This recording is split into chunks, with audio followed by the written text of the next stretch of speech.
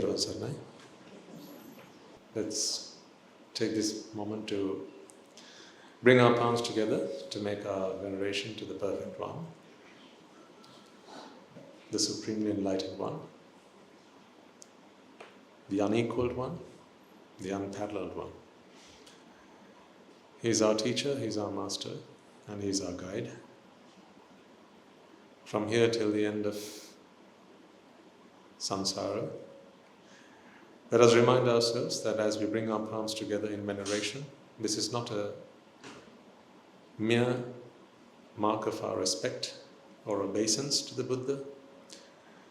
Rather, this is our pledge of allegiance to the Buddha that represents the ultimate destination of happiness that is unconditional, the Dhamma that represents the path to that destination, and the Sangha which represents our practice, our personal practice.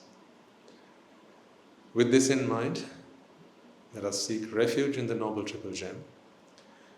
We will then observe the precepts, and before we commence, we will invite the countless sentient beings to join us and be amongst us, as we remind ourselves that we owe them a debt of gratitude. For among them will be those who will have been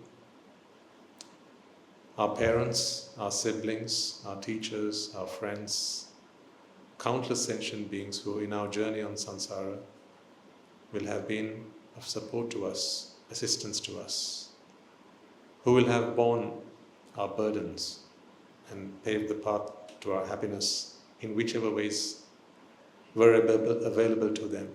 So today, as we are embarked on a journey of ultimate happiness, it is only our duty to extend that opportunity to all of them.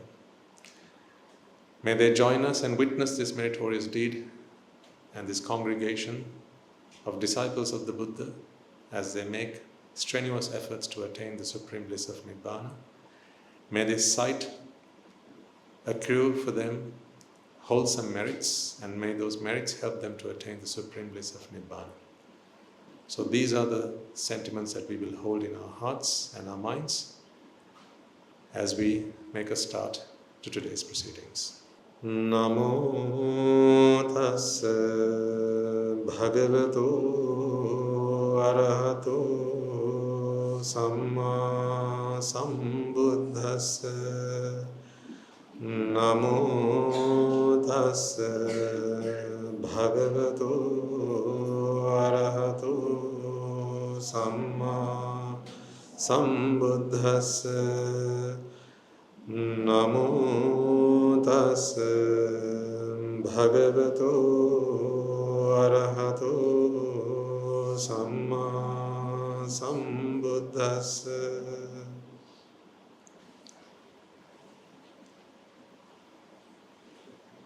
The sixth precept that you observe, Sabba Sattesu Metta Sahagatena Cetasa Viharanam Samadhiyami. I have spoken to you about this in the past as well, on more than one occasion.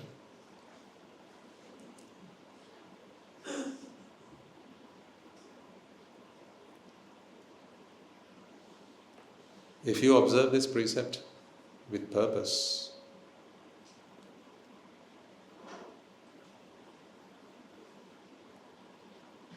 you can consider it a qualifier to be gifted with the universe's gift of Dhamma. Because as you take this oath, you can think of it as an oath, in fact. I take the oath to treat all sentient beings with unconditional compassion. This is the oath that you take. Sabba Sattesu. All sentient beings. Metta Sahagatena. With compassion, with loving kindness. Cetasa Viharanam Samadhiyami. My conduct shall be such. My conduct shall be such that all sentient beings will henceforth be treated with compassion and loving kindness. When you take this oath, ladies and gentlemen, you can hide your intentions from each other. This is why lying is possible. You can lie all you like. You can lie to each other, you can lie to your parents, you can lie to your friends, you can lie to your boss. But you can't lie to the universe. Because the universe doesn't hear your voice. It hears your intentions.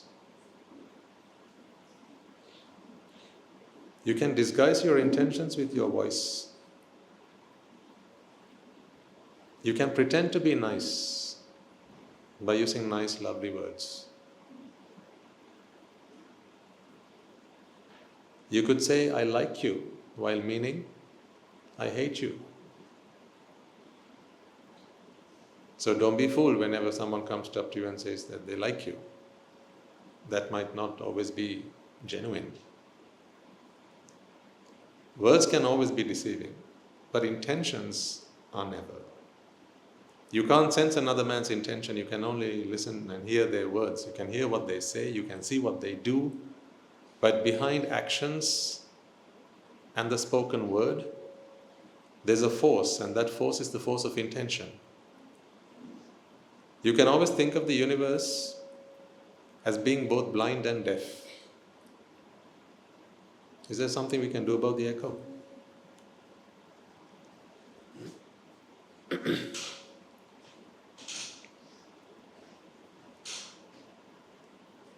Think of the universe as a force that is both blind and deaf. What do I mean by that? Why deaf? It won't hear your spoken word. Why blind? It won't see what you do.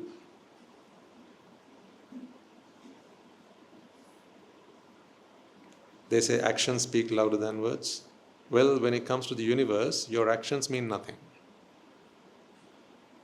I mean the physical action. The physical action means nothing. Can you hear me at the back? The physical action means nothing.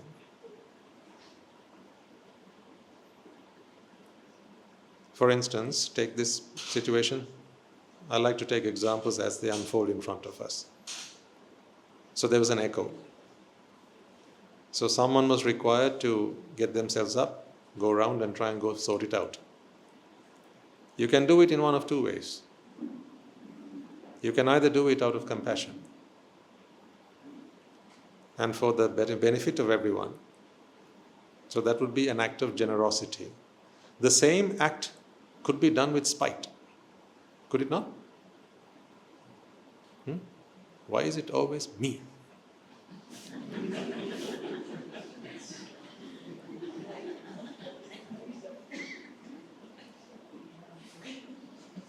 Why do I always have to be the one who has to stand up and go and sort all this, everyone's mess out? You can observe from the outside and you wouldn't be able to tell the difference. In fact, we might even invite them and give them an award. How good of you to be serving the audience in this way. How kind of you. But talk to yourself and you tell me whether your actions have always agreed with your intentions. Are you going to suggest to me that whenever you've acted like a saint, you always felt the saint inside you? Let's be honest. No. So yes, from a worldly perspective, a third man's perspective, they might say that actions speak louder than words, and what they mean by that is, if you're just going to be talking the talk, but not walking the walk, that doesn't help me one bit. If you're going to suggest that you're going to help me, if you make all these promises, at least start delivering on some of them, and that's when I can actually benefit from your actions. So that is a third man's perspective. So I don't deny Actions speak louder than words, fair enough. But I'm not talking about our impact on each other. I'm talking about a universe that is both blind and deaf. That's where they keep the accounts. Bookkeeping happens there, in the universe. I've told this to you before. Although we think we interact with each other, our interactions are not with each other. That's just a facade. Our interactions are not with each other.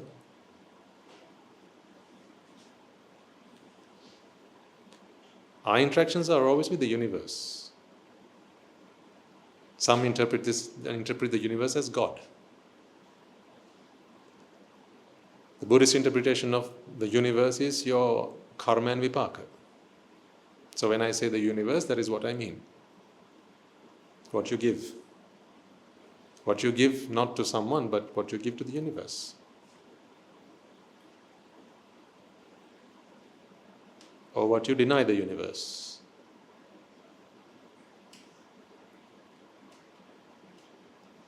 So even if you do harm to another, unbeknown to them, so they don't know that you have malicious intent. They don't know. In fact, they might not even know that it is you that's doing all the dirty work behind the scenes. You might be able to pretend and put up a show to make it look like it's someone else. All of that is possible. Like, in a very comical sense, when we were kids, when we were younger, just for fun, sometimes you tap someone on the shoulder, a friend, and before they turn around, what do? You look the other way. And it's even more fun if there's someone else standing closer to them. So then they end up asking the other guy, why did you do that? What's up? What do you want? And then they go, no, nothing. And you know what happens after that. So it's very entertaining as you observe the effects of your mischief.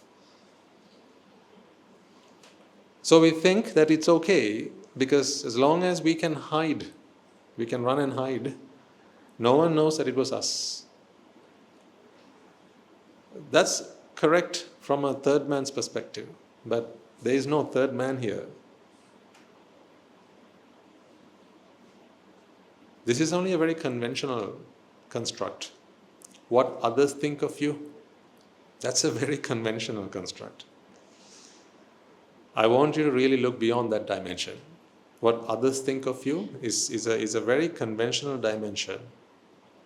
But we care a lot about what others think of us. That's why we are prepared to do things behind closed doors. Because as long as no one else sees me doing this, it's okay. Because what matters mostly to me is what others think of me. That is how we feel. And therefore, plenty of mischief, plenty of evil, things that cannot be spoken of, happen throughout the world, in homes, outside homes, at the workplace, wherever. Because you feel that as long as no one knows that I'm up to no good, as long as no one knows about this, I'm okay. Because what matters to me, what matters to us mostly is what others think of us. But I'm here to remind you, ladies and gentlemen, it is not others that you really need to be caring about. Now don't take that the wrong way. Because I've just told you that you don't need to care about what others think of you. Whereas in another talk I would say, you must be very mindful about what others think of you. So this is in a different dimension. So I need you to switch with me. As I start switching up dimensions, I need you to switch along with me. So we've gone up an octave in musical terms. Okay? So we are not playing the low notes, we are now playing the high notes. It's still sa, but not the low sa, this is the ucha sa.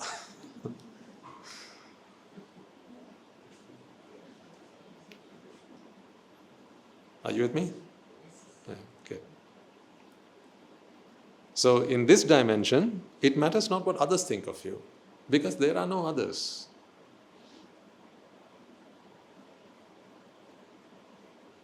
How can there be others whence there's no you?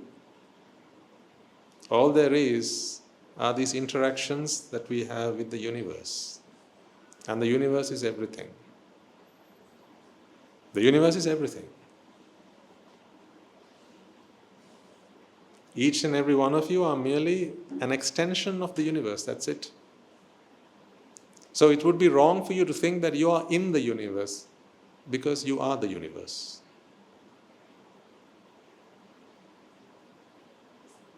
You're not in the universe, you are the universe. Again, when I say use the word universe, I want you to think of it in a different context to what you might have learnt at school. So when at school, what is the universe? It's where all the galaxies are. Yeah, it's where all the solar systems are, and where the planets are and the stars are aligned, and it's up there. That's what we think when we think of the universe. But that's not what I mean when I speak of the universe here. I'm talking about the cosmos. I'm talking about everything there is. I'm talking about the phenomenon that is overarching. I'm talking about the rules of the game. That's what I'm talking about.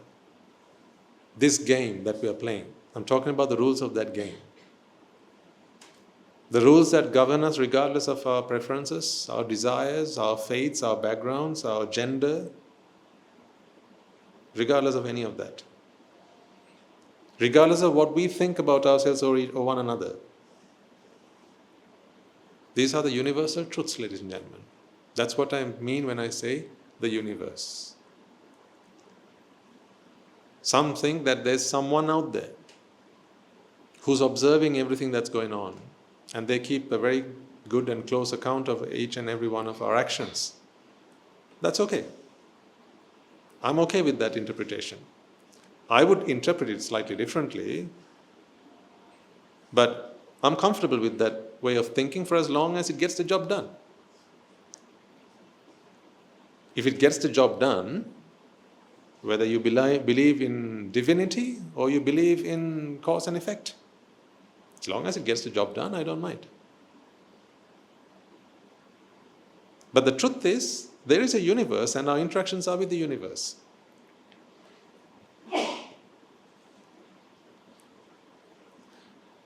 These talks are getting a bit heavy.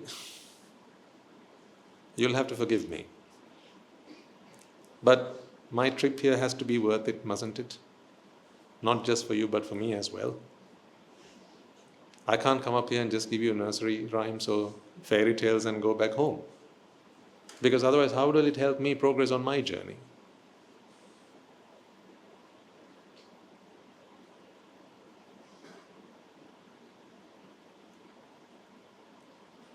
You'd be glad to know that I don't speak everything that comes to my mind, because if I spoke everything that came to my mind, you wouldn't stay here. You wouldn't remain. Because it would just fly over your head. That is not to suggest that I'm somehow better than you or more intellectual than you or in any such way. I'm just someone who's practicing the Dhamma. Every moment of my waking life is invested in the Dhamma. And the Dhamma is doing things to me that you can't even begin to imagine. That would happen to anyone and everyone who walks this path. So if you sense that as of late these sermons have been getting a bit profound, well, what can I do? Either you keep pace with me, or you invite someone else to come and take over.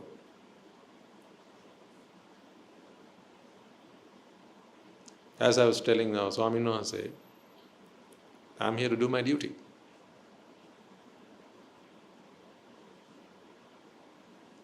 I want you to be here to do your duty. To whom? To whom? To yourself. Be here to do your duty to yourself. Don't be here to bring the sandwiches. Don't be here because you have to come and open up and lock up after everyone's left, or wash the toilets or do the deco. That's not why you should be here. Don't be here because you're the driver that picks everyone up and then brings them here. That's not why you should be here. Don't be here for your husband. Don't be here for your wife. Don't be here because there's a children's program and you have to bring them along and you have to while away the hours while that's happening over there. Don't be that person. Don't be here for anyone else. Everyone else is busy doing their thing. No one cares about you. Then they're using you. That much you have to know. They're using you. You are a commodity. Lovely words on a Sunday morning, aren't they? Well, you paid for it. That's what you're going to hear. You are a mere commodity.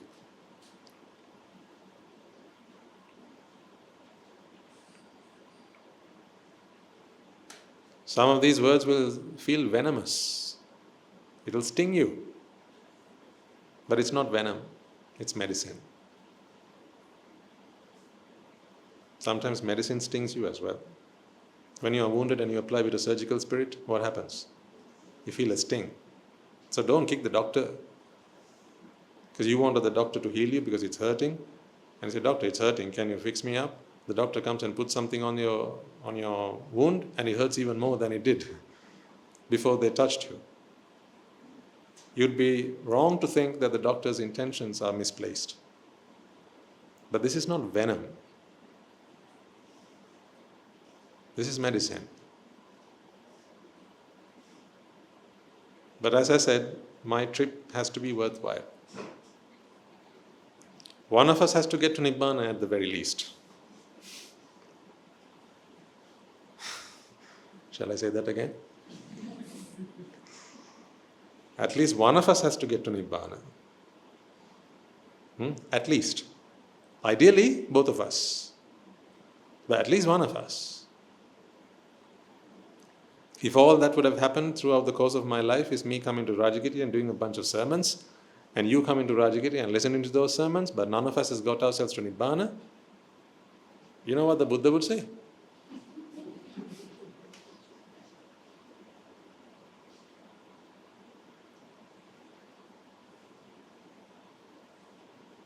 So I don't want to be an embarrassment to the Buddha. I don't want to be an embarrassment to my father.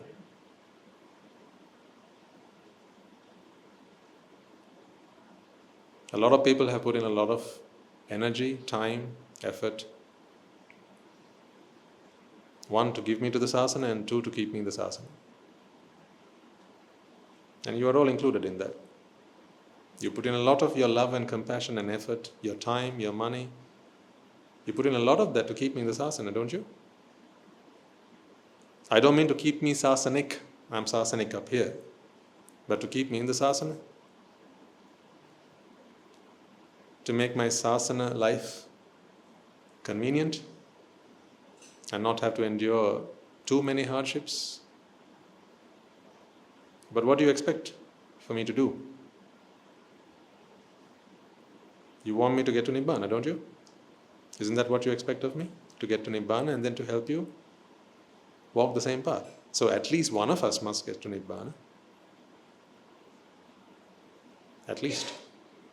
So when I say at least, you must be thinking, yes, Swaminas, at least you must get to Nibbāna. Is that what you must be thinking? No, what you must be thinking, no, Swaminas, please don't say like that. Not at least. I'm coming with you. I also want to get to Nibbāna. So if you're coming with me, ladies and gentlemen, then you must keep pace with me. I don't mind a few steps behind. But if you're miles behind, if you're light years behind, and it doesn't matter if you're a first timer today, that's fine as well. You can quickly catch up. But I need you to keep pace with me. Because I can't always keep going back and start from the alphabet. A for apple, B for ball, C for cat. No, we've done those lessons now.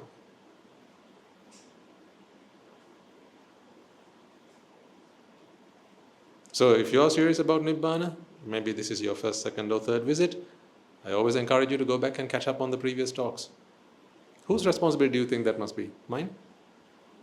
I'm new here, so Swami Nivasi must go back and revise the old lessons.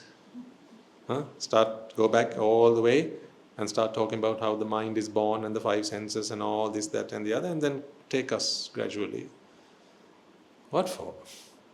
That's your responsibility. If you are dead serious about Nibbāna, that's your responsibility. Right? Yes or no? What do you say? The Dhamma is there, it's been taught, it's been preached, it's up there, it's online. You can go back and watch it as many times as you like. The opportunities have been made available for you to come and either listen in person or catch up online, go to the monastery, ask any questions you have, clarify any doubts you have, and come up to speed as quickly as you can. All of the opportunities have been made available thanks to the Mahasangha.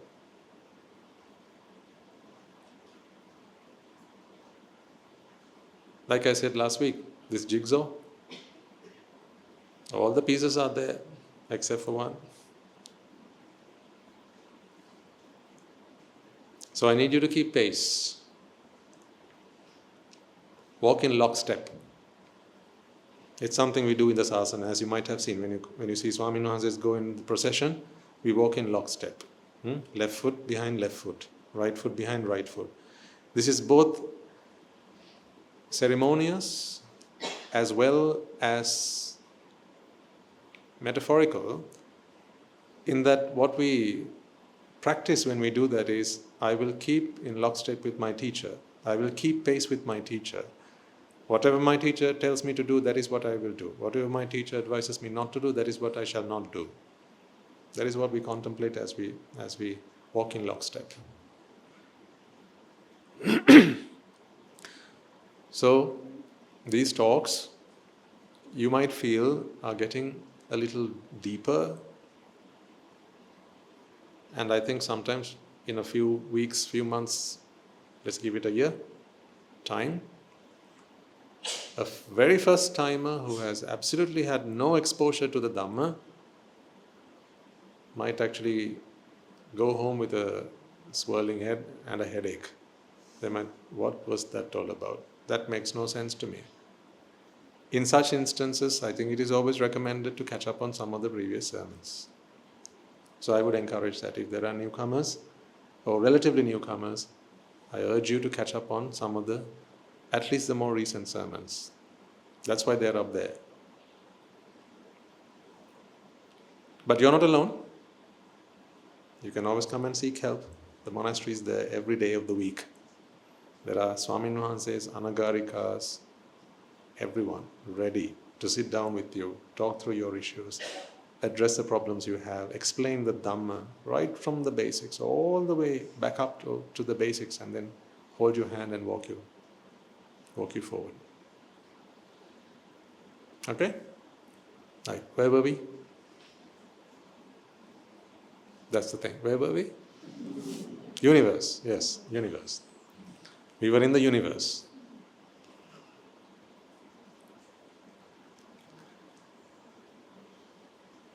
That is wrong thinking, to think that we are in the universe. Is Jupiter in the solar system?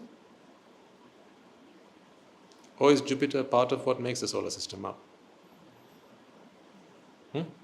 What would you say about the sun? Is the sun in the solar system? No, the sun is one of the components that makes it the solar system. And the planets, that is what makes it the solar system. So it's wrong to say that any of these planets are in the solar system, because it sounds like the solar system was always there, and then Mercury came, and Venus came, and Mars came, and Earth came, and Saturn came, and Jupiter came, and Uranus came. That's what it feels like when we say they are in the solar system. It's like saying the leaves are on the tray. That is fair enough, because when the leaves came, the tray was here. But if you take a flower arrangement, this one, I don't mean the tray, I mean the arrangement. This flower arrangement, this floral arrangement, are these flowers in the floral arrangement? Are they? Are they in it? No, they are it. They're not in it. They are it. Do you understand? So then, are you in the universe? You are the universe. Because if all of you left the universe, what would there be? I mean, not all of us Rajagirians, I mean, everyone. If all sentient beings, if they all left, I mean, where would they go? Because you can't leave the universe, because wherever you are, that's the universe. Isn't it? Wherever you are, if you left this place and gathered somewhere else, that would be the congregation of Dharmishta Rajagirians. Likewise, if we all left the universe, wherever we would leave to, that would be the new universe. So there is no such thing called the universe in which we are all part of. We are the universe. Does that make sense, everyone? Now that's the universe I mean. That is what I mean by the universe. It's the overarching, the all-encompassing phenomenon, the phenomena, if you like. It's the truth. It's what's there, not there out there. Whenever I think of the universe, you point it up. No, it's like the universe is up there because the sky is up there. So you know that when a rocket takes off, it has to go in that direction. So once you go out into space and you look back and you see the earth, so now we are in the universe. That's the kind of feeling we get, but that's not what I'm suggesting here. I'm talking about everything. Okay? Then, coming back to what we were talking about a moment ago, although we think that our interactions are with each other, they're not. You're interacting with the universe. So if you smile at someone, who are you smiling at? At the universe. If you frown at someone, the universe still. If you feed someone, who are you feeding? The universe. What if you beat someone up? It's still the universe. So then who do you think keeps an account of whatever you do? The person that you have just interacted with or the universe? The universe, exactly. So do you see that a butterfly flapping its wings is going to cause a storm somewhere else? Because it's all interconnected. Therefore, you can't abuse an individual. You are abusing the universe. And when the universe is abused, the universe retaliates. And it comes back. You can always think of it this way. Whatever you seek from the universe, just do it to it. Whatever you seek from the universe, just do it to it. If you want to be punched, what's the best way to do it? I'll give you a brick wall. Okay, if you feel like no one's punched me in a while. What do you want? What should you do? Just punch the wall. What you didn't think the wall's going to do? Just punch you back. Simple as that. So if you want to be treated a certain way by the universe, just do it to the universe and the universe will do it back to you. What I want you to understand is you're not doing something to someone in the universe, you are doing it to the universe. Just make sure you're clear with that. Is that making sense to everyone, ladies and gentlemen? We are not doing something to someone in the universe, we are doing something to the universe. Because these are not parts in the universe, this is the universe. You are also the universe. You are no different. Therefore, I was talking about Sabba Sattesu Metta Sahagatena Chesasa Viharanang Samadhiyami. And why that precept is it is a qualifier. When you take this oath, the oath being, I shall conduct myself in a manner that is compassionate and full of loving kindness towards all sentient beings. What is this all sentient beings then? It is the universe. So the oath that you take upon yourself is to conduct compassionately towards the universe. Now surely the universe must respond to that, don't you think? So I'm giving you rhyme, reason and logic behind everything we do. I've never asked you to do things just because. I won't ask you to do that because I'm not like that.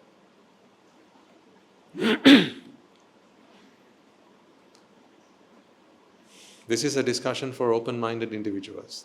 People who are not set in their ways, they are prepared to expand their horizons. People who are willing to have their intellect exercised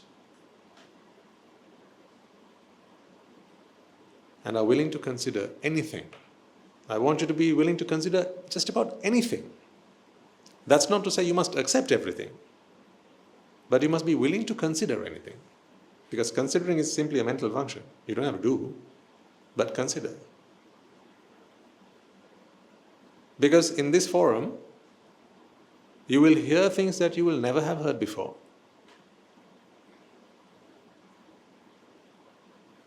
Have we not proven that already over the last 150 sermons? That you will hear things that you never have heard before. You will hear perspectives. You will begin to see the world in ways that you will never have seen it before. You will begin to understand yourself in ways that you will never have thought of before. So it would be pointless to come here thinking, no, I know what is right. What I know is right. Everyone else is wrong. That attitude is not compatible with what we are doing here. And I know that none of you are like that. Your presence here itself is an open invitation. It's an expression of your willingness to consider anything. And that is what makes you great disciples of the Buddha. When you take that oath to treat the universe compassionately, the universe responds. The universe responds by treating you compassionately, because it's like for like. You can also think of it in terms of, if you want to think of it in the sense of physics. This is a resonance. If you can resonate with the universe, whatever frequency you emit, the universe emits a similar frequency. So if you emit 50 hertz, the universe will resonate with the 50 hertz. If you emit 500 hertz, the universe will respond with 500. So if you emit a frequency of 500 hertz, the universe will respond with that. You can think of the universe always echoing. Whatever you throw out, it echoes.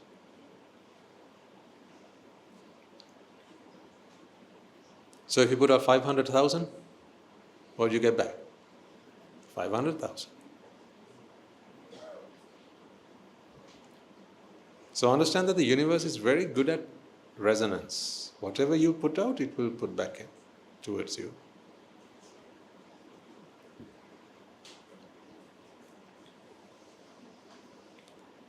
So when you take this pledge to be compassionate towards the universe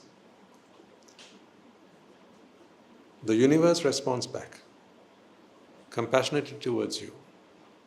So when you take this oath to be compassionate towards the universe responds. The universe begins to be compassionate towards you.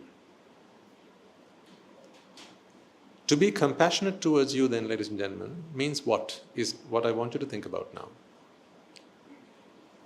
Do you think that I am compassionate towards you? Let me rephrase that question. Don't you think that I am compassionate towards you? You have to phrase the question the way you want the answer, of course. Because if I say, do you think I'm compassionate? You can, no.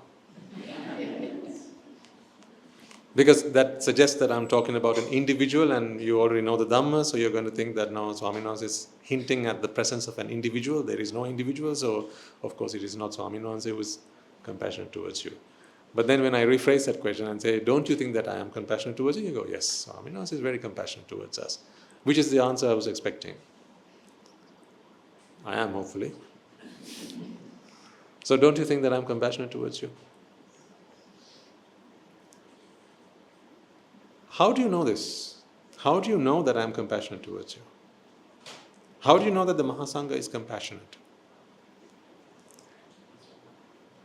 Is it not because of what you have been getting from them and the effect that it has been having on you? Isn't that how you know that the Mahasangha is compassionate towards you?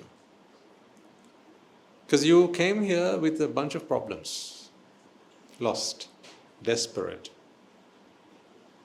at the end of your tether, pulling your hair out. Some of you have grown a lot of hair since you started joining these sermons. No wonder, because you must have kept pulling your hair whenever you had a problem. And now those problems have been solved because you are now students of the Dhamma and you've let your hair grow back healthy. Good. So this is one way we know that you are now Dharmishta. The head full of hair. And your smiles are fuller. I can see a genuine smile. When you first came here, you had some fake smiles on you. I could see right past them. I can tell a fake smile from a genuine smile. Because I don't look at the smile, I look at the source behind the smile. When you come and smile at me, I ask myself, what could be the source behind that smile?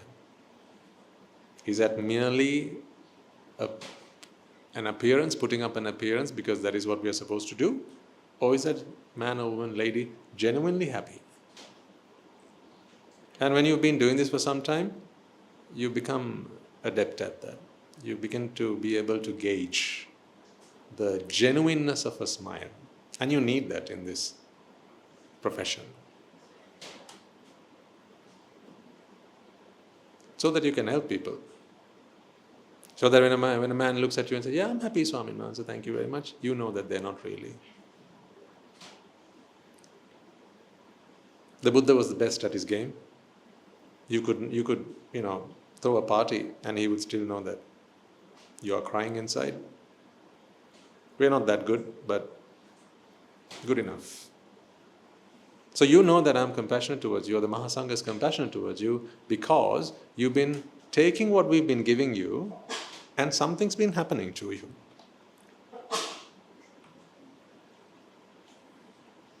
You've been better for it, not worse for it. You've been better for it. And that's what's keeping you coming back.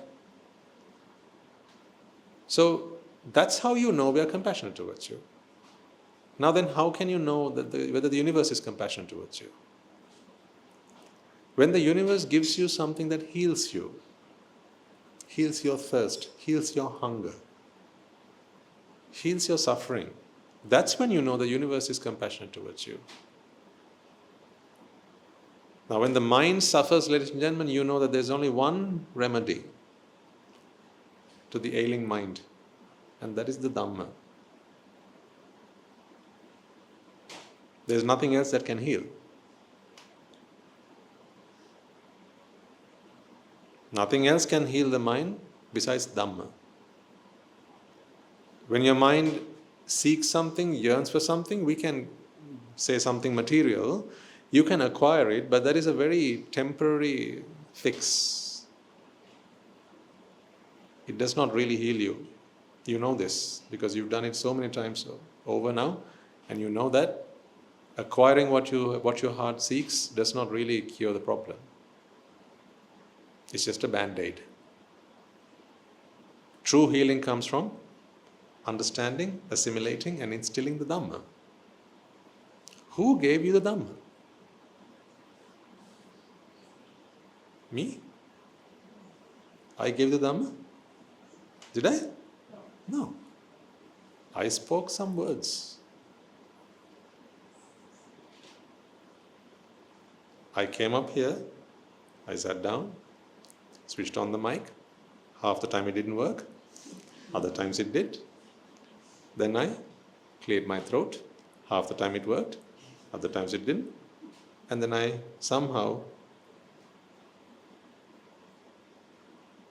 used my knowledge of language and the Dhamma, used my voice box, and translated those ideas that I had into vibrations. So thoughts in my mind were converted to physical vibrations, and those vibrations were let out my mouth.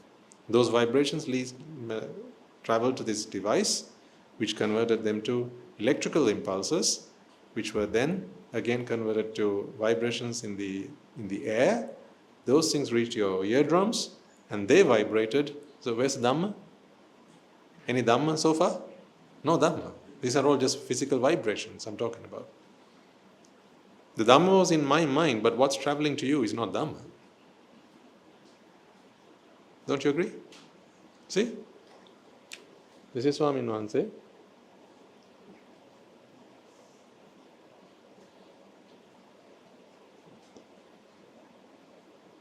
No hair? That's how you know it's Swami Nuance. These are the Dharmista Rajagiriyas.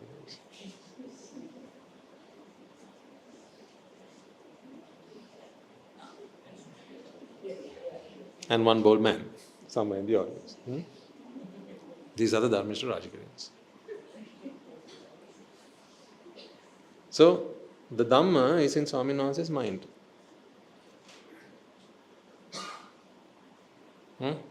That's the Dhamma. Dhamma is in Swami Nuance's mind. So what's in his mind, now he has to transfer to you. So he needs a mechanism to do that. Therefore he needs both Dhamma and language, which is also in his mind. Memory and some combination of that. So he uses these two things, and then he uses his voice box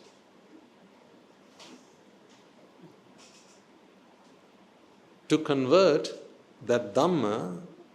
So the Dhamma is first converted to words in his mind. Are you with me? Yeah? The Dhamma has no words.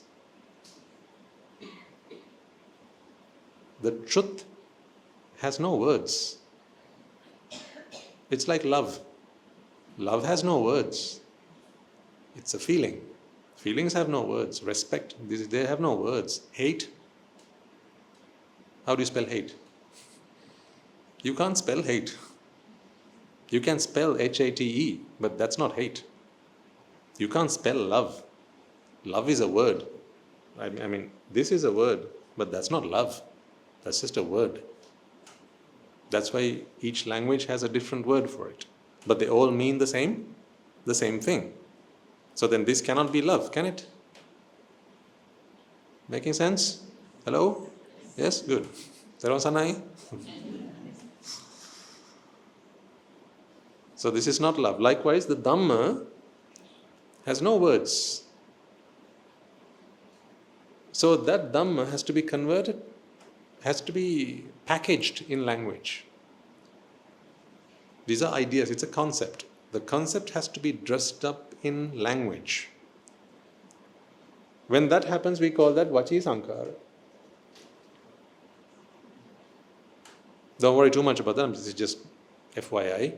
That is just called Vachi Sankara. When the Dhamma is wrapped up in language, it's called Vachi Sankara. But you don't hear it at that point.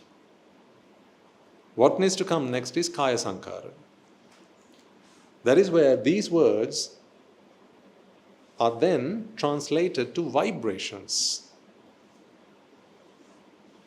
So Swami Nuance knows how to pronounce certain words. He knows how to use his voice box to make sounds.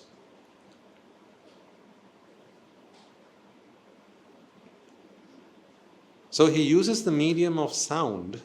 Actually, he doesn't know how to make sounds. What he knows is how to vibrate his vocal cords. I don't know how to make sound, really. Sound is not something I can make. I can make vibrations. If I were able to make sound, I would make it and give it to you. But I can't do that. All I can do is make vibrations. So then this Vachi Sankara, Kaya Sankara steps in and converts those syllables, if you like, to particular vibrations. So these are frequencies, there's various aspects of vibrations, amplitudes and frequencies and all the rest of it. But what happens is, that then comes out as vibrations. So literally, air particles move back and forth. Literally. So these air particles, they move back and forth. As they move back and forth, and they come in contact with your eardrums, the eardrum also begins to resonate with that. So the eardrum also moves back and forth. As the eardrum moves back and forth, now is there Dhamma anywhere in this mechanism yet? No Dhamma. Dhamma was up here. Now then it became words, that was just language, and now it's become vibrations. So no Dhamma. Dhamma is lost now. So now your eardrums begin to vibrate, and then there are little nerve endings in your ears, which then are stimulated, and then they become electrical impulses. So then they travel in your nerves up to your brain.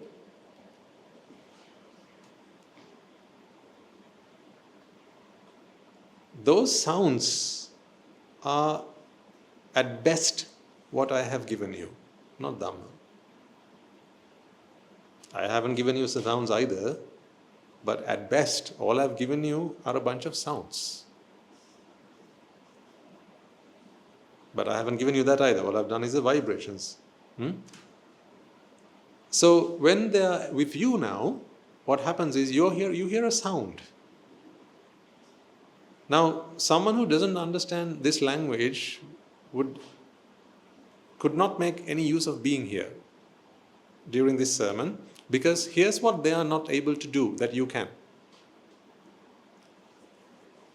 What they're not able to do is to take sound waves and segment them.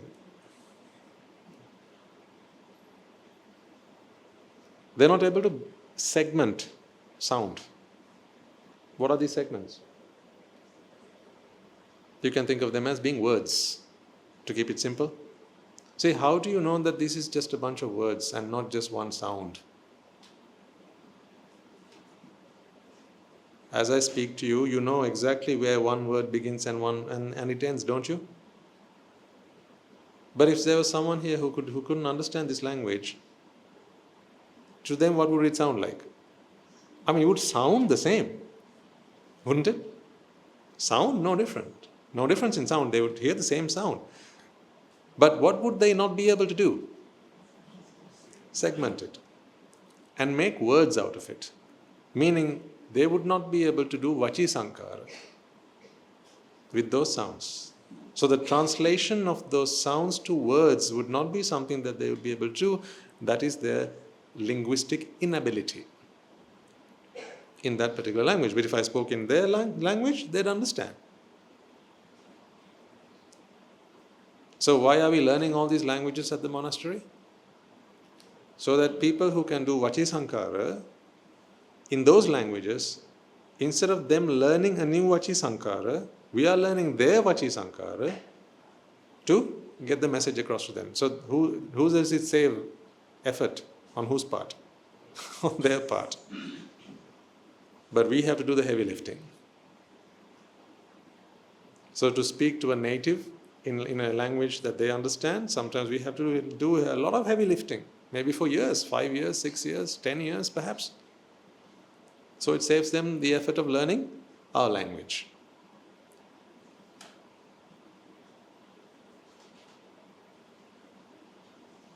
All good so far? So when you hear this sound, ladies and gentlemen, what happens is, you know your karmic strand and how that works now. A karmic seed is released from your karmic strand, which is what we call Rupa, Vedana, Sanya, Sankara, Vijnana.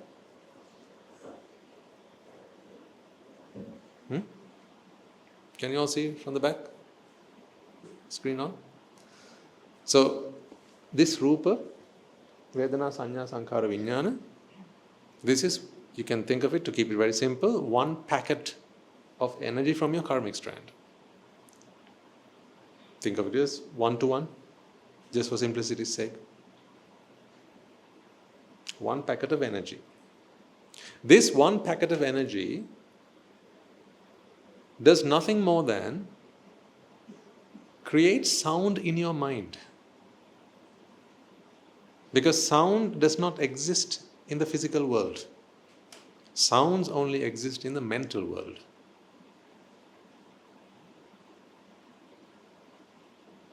Now put your hand up if you're hearing this for the first time. That sound does not exist in the physical world. Sound is only something that happens in the mind. Excellent. We're all good on that. So then there's no argument there. Sound does not exist in the physical world. This microphone is not picking up my sound. Those speakers are not emitting sound. But in books you might read them as sound waves. There are no such thing called sound waves. There are longitudinal waves and there are, what's the other one? Transverse waves. Those are the waves. So there are no such things called sound waves. There are waves which can stimulate sound in your mind. So then, retrospectively, you can call them sound waves, but that's actually a misnomer. They're not really sound waves. Okay? So this is physics on a Sunday morning. No, I love to explore these intersections.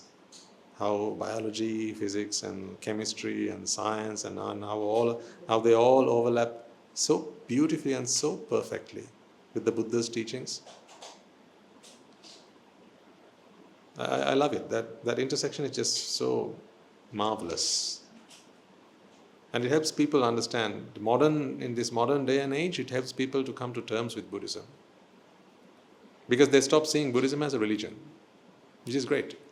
As far as I'm concerned, nothing could be better for Buddhism than to stop seeing Buddhism as a religion and to start understanding it as a universal philosophy that explains how the universe works.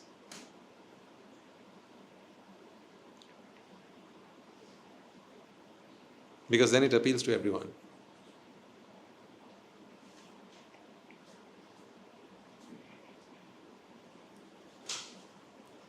So when you hear a sound, for example, this sound.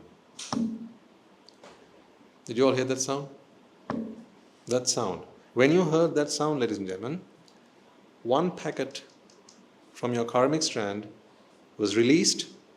So this is now the stage, we call it a vipaka, and it comes to fruition. It matures as a rupa, vedana, sanya, sankara, vijnana. This is a lot of words, but for those who are unfamiliar with what I mean by rupa, vedana, sanya, sankara, vijnana, just understanding it as your karma coming to vipaka.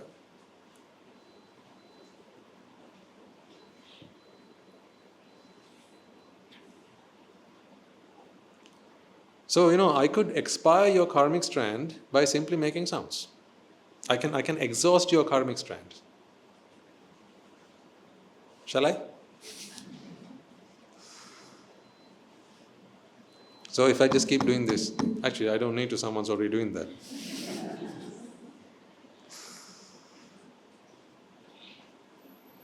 It's always good to have an assistant, when you do these sermons. So as I keep making these sounds.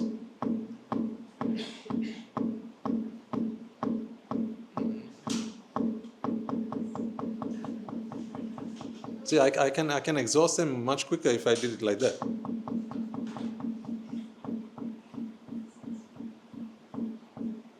So as I slow down, I'm slowing down the rate of your karmic seeds coming to fruition. As I increase the speed,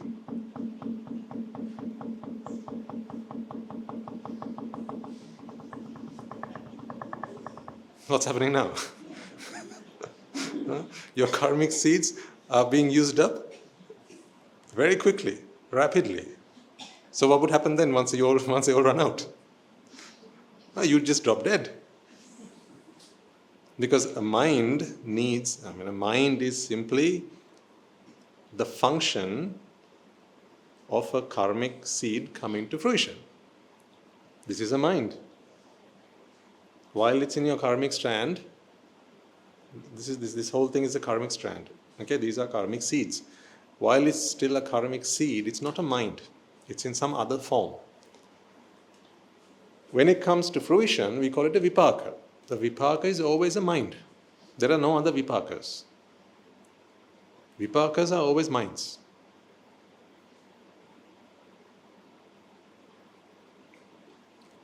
Does that make sense? A vipaka is always a mind. So this is not a vipaka. But seeing this is. This object is not a vipaka. Although seeing this is. The physical tactile sensation, that is a vipaka. But the handle itself, that's not a vipaka. That sound is a vipaka. Where did that sound occur? Out here and travel to you? Then? That happened in the mind. What about the sight? What about where is this color? This color. Did it come from here to you? No. This color occurred in your mind. Therefore it's a vipaka. So as I touch this and I feel the roughness of this surface, as when I feel the roughness of this surface, do you think that roughness exists here? The texture that I feel, do you think it exists here? Do you think I'm actually feeling what's here? No, that's a vipaka, ladies and gentlemen. So sights, sound, smell, taste, touch, they're all vipakas. Meaning they're all what? Minds. So all vipakas are minds. So this is not a vipaka. Which is a very interesting point when you think about it. Because we sometimes think like we get things because of our good vipaka, don't we? So we look at people who have plenty. Say take a man who has a full plate of food. I say, see, he's good vipaka. But he hasn't eaten any of it. If he hasn't eaten any of it, the only vipaka that he gets out of that plate of food is the sight of it. Maybe the smell of it. But that's it. So you can walk past that man with the plate. Imagine there's a child or someone who's a beggar, and then there's a man who's very rich. He's got a table. He's feasting. He's prepared to feast himself. There's a table full of food, and then there's another person there. They are very poor. They can't afford any of this. So they walk past, and this man's sitting at the table, but he hasn't eaten any of it. What's going on in both of them? Only seeing, maybe smelling. That's it. At this point, can you say who has the better vipaka? At that point? No.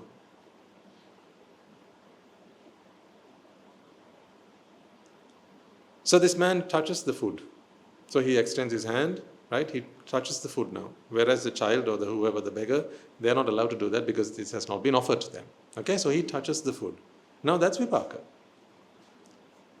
But the vipaka is merely the touch. Let's say they're both hungry though. The beggar's hungry, this man's hungry. They're both hungry because there's not any food in the stomach. That's why they're hungry. So as he puts the food in his mouth and then he starts chewing, that's another vipaka. So now he can taste his food. So taste now becomes a vipaka. But the person, the poor man, do they get the taste vipaka? That they don't get. But do they not get the sight vipaka? The smell vipaka? Yeah. So you see, without spending a penny, you can still get two kinds of vipaka. You walk past a kottu shop, the kottu place, right? You can get the sound vipaka of the kottu, you can get the smell vipaka of the kottu, you can get the sight vipaka of the kottu. All you can't get is just the touch vipaka and the taste vipaka. That's it. See how meritorious we all are. I mean, 3 out of 5, 3, right? Sight, sound, smell. The sight, sound and the smell of the kottu you get for free. Only just the taste and the touch. That's the only thing you can't get, We should be happy, mustn't we?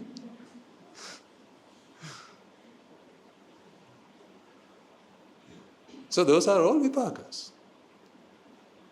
So the man who's prepared to eat his kottu and the man who's just looking at it salivating in the hope that he might be offered something.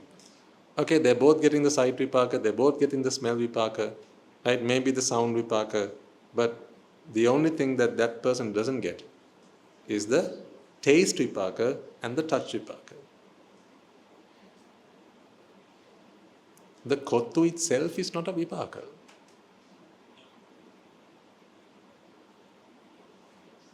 They are called conditions, not causes. You've heard these two words, hetu and pratyaya. Sorry to throw in a couple of Sinhalese terms, or even Pali terms. Hetu and pratyaya. This is not one and the same. Hetu are causes, pratyaya are conditions. The kottu itself is a condition. Conditions that are conducive to drawing vipaka. But conditions themselves are not vipaka.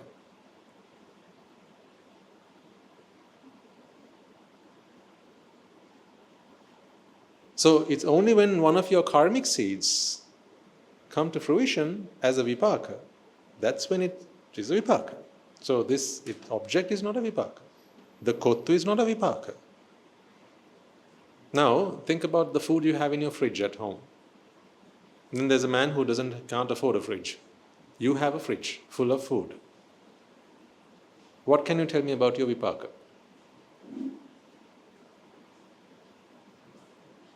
There's a fridge full of food and there's a man who doesn't have any food. Take me. I don't have a fridge full of food. I don't have a fridge full of anything, for that matter. When I need my food, I have to go with my alms bowl and ask and beg for it. Then there are those who have it, but it's in their fridge or it's in their cupboards. It's not been cooked yet. So I sit down to eat, they sit down to eat, and they take the food into their hand, I take the food into my hand, I put it into my mouth, they put it into their mouth, and we swallow it. He swallows, I swallow. But there's more food in the fridge, whereas I don't have a fridge. What can you say about vipaka? Same. Therefore, what you have cannot really be called your vipaka. These are just your conditions. They're not your conditions, they're merely conditions. So what's money in the bank? Vipaka, good vipaka. Money in the bank is not good vipaka. That's why those who are stingy, they don't get to enjoy the good karmas that they have done in the past. What they do is they just keep shoveling money into their bank accounts, and the big fat bankers, what they do is they take all that money and they go spend it, converting money into vipaka. They're smart like that. Whereas the savers, what do? They put all their money into, I've spoken to you about this in the past, once or twice before as well. They put their money into the bank accounts. And how much vipaka is that? The money you don't spend? Because it only becomes vipaka when you see something, smell something, hear something, taste something, or touch something. What does money in the bank give you? Sight, sound, smell, taste, or touch? See, when you start becoming a true Buddhist, you can actually start making use of the money that you have worked so hard to earn.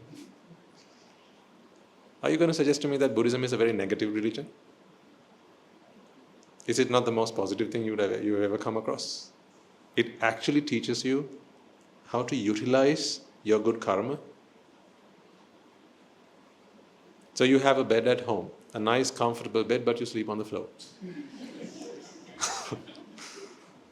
Huh? So is that a good vipaka? The bed that you have at home, but you sleep on the floor, is that good vipaka? Let's say, you have a nice, very comfortable bed, but you're always working. Right? Every day you're just out working. You don't have enough time to sleep, you don't have enough time to eat, you have a swimming pool at home, but you never get any time to dip into it. You have a gymnasium at home, don't have enough time to work out on it. You have all these amenities and luxuries at home, but you are working hard. You're a hard working man or woman, and so you're out working all the time, trying to earn more. Huh?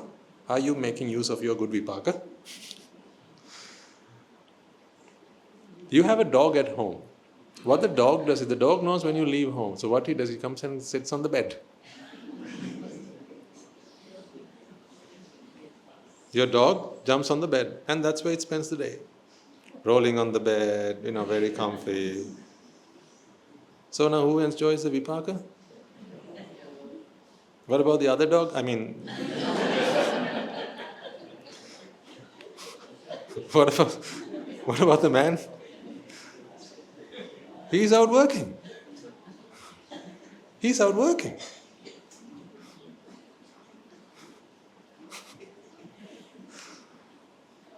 Please think. Think about this. This is the truth.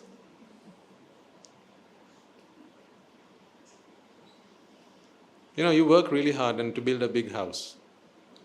Earn enough money or get out a mortgage and you build a big house. Sometimes it's a mansion. I know some places they have 30 bedrooms. Each one with an attached bathroom. How many bedrooms can you use at once? How many beds can you sleep on at once? How many washrooms can you use at once? Only one, right? Then there's another man who only has one bedroom and one bathroom.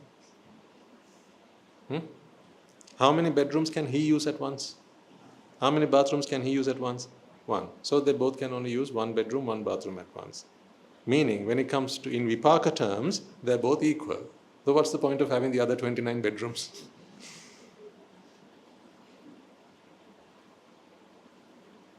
What's the point of having the other 29 bedrooms? It only satisfies your ego.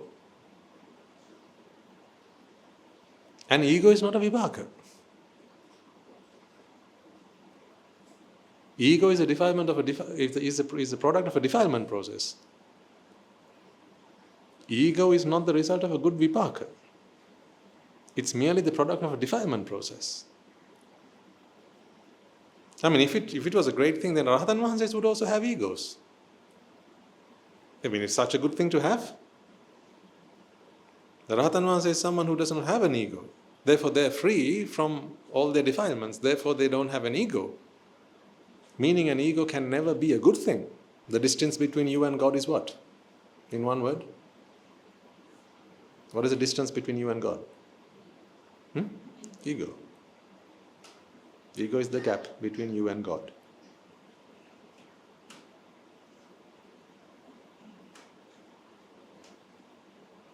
So how can that be a good thing? Therefore, what's the point of having those 29 bedrooms? Now say you have 3 cars. How many can you drive at once? Okay, your car has 10 seats. How many seats can you sit in at once? 1. What's the point of the other 9 seats? It could be for someone else, yes, but what good does it serve you? Then there's another man, he can only afford 1 car, and that's a 2-seater. He also sits in 1 seat. You also sit in 1 seat of the 10 seats of the in one of the 3 cars. In vipaka terms, which is the truth, which is reality, the 2 of them are equals.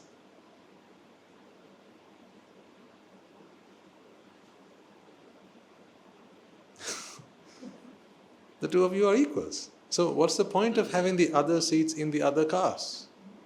It only satisfies the ego.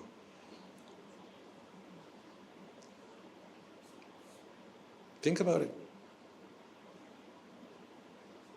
Think about it. Most people don't understand this truth. Most people, 99.99% of the world's population don't understand this truth. I think I should add another 9. Most of humanity does not understand this truth. That's why you excel. That's why you can excel if you wish to. That's why you can rise above the rest should you want to.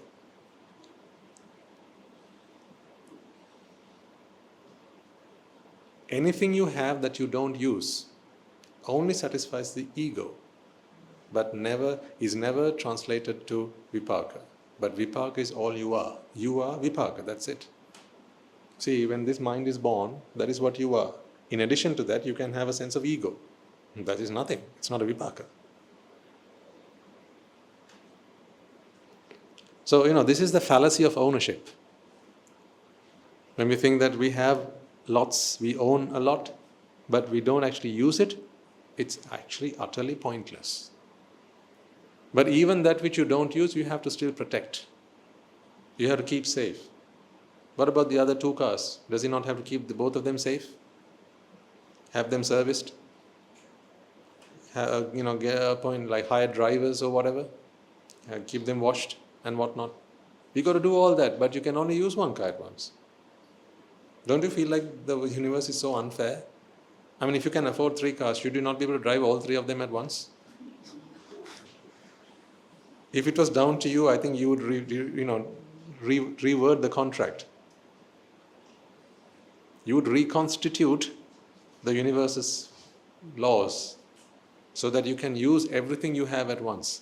But you can't. The reality is not like that. So this is something I want you to think about. What is the point of having something you can't use? Now you see, take my life. When I need something, that's when I go looking for it. And then I use it. Because that's all there is. What I don't use, I don't keep. Don't you think that's smart? What do you think? What I don't use, I don't keep. Because if I kept it, what would I have to do? Protect it.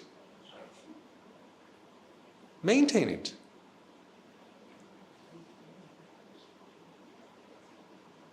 So what do you think my life is? A curse or a blessing? What about yours then?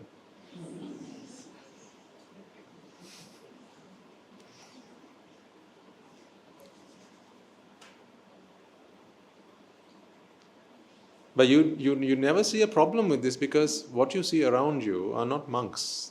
You don't associate with monks all your life. You associate with people who have a lay attitude. And the lay attitude is that let's accumulate, let's acquire, let's hoard, let's bring in as many things as possible, because it makes me feel good. It makes me feel good that I have all these things to my name. But the truth is, you are nothing more than the vipaka that comes to fruition at that moment. That's it. You are a momentary flicker of existence. That's all you are. Yet you think you are the candle. You think you are the candle. You're not. You're just a flicker of the flame. This is because of ignorance. Your ignorance keeps telling you that what happened yesterday happened to you, what's going to happen tomorrow will also happen to you. Therefore, you need to now save up for tomorrow. And you're happy or unhappy about what happened to you yesterday. You're sad about what happened to you yesterday. You feel like yesterday was a loss and tomorrow will be a profit. Isn't that how lives unfold? Losses of yesterday and profits of tomorrow. What about the present of today? What about the gift of today? There's no time to enjoy that, because we are far too consumed by the losses of yesterday and the profits of tomorrow. I don't keep anything I don't use, because I am only what I use. See? When a karmic seed comes to fruition, that is what I use. Therefore, that is what I am. I am what I use. Shall I give you something to use? What were you at that moment? The sound. It was not you listening to the sound. Okay? Please understand this. That's not you listening to a sound. You are the sound. Because there's no you to listen to the sound. There's just the sound. Rupa, Vedana, Sanya, Sankara, Vijnana collectively produce a sound, not a you. They create a sound in your mind. The only problem here is ignorance creeps in. And ignorance brings in attachment with it. Together, they create vexation. And when the mind is vexed, the mind that was born to do what? Listen to the sound. Listen to the sound. When ignorance and attachment creeps in, now it vexes the mind that was only born to listen to the sound. And then out of that vexation pops out a sense of self, making you think that you were there waiting to listen to the sound. But that is not what happened.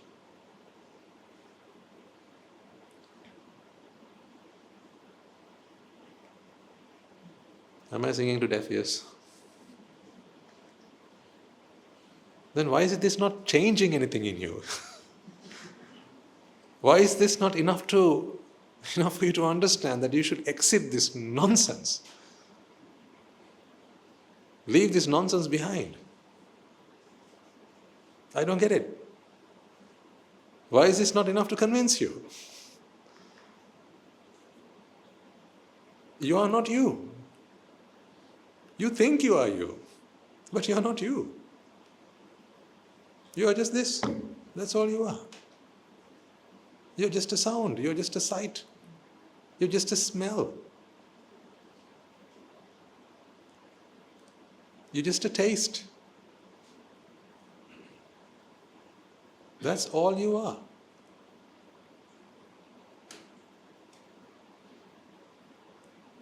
See, this is all you are. But I know what you're thinking. But Swaminathan said, I still feel that I'm here. See, there's me, I'm here, my wife is here, my husband's here, my children are here.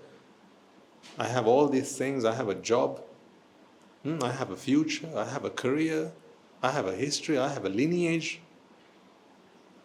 I have my heritage. I have all these things. Aren't I all of that? No, that's what you think you are. What you think is not reality. It's just what you think. Do you not remember when you were a kid?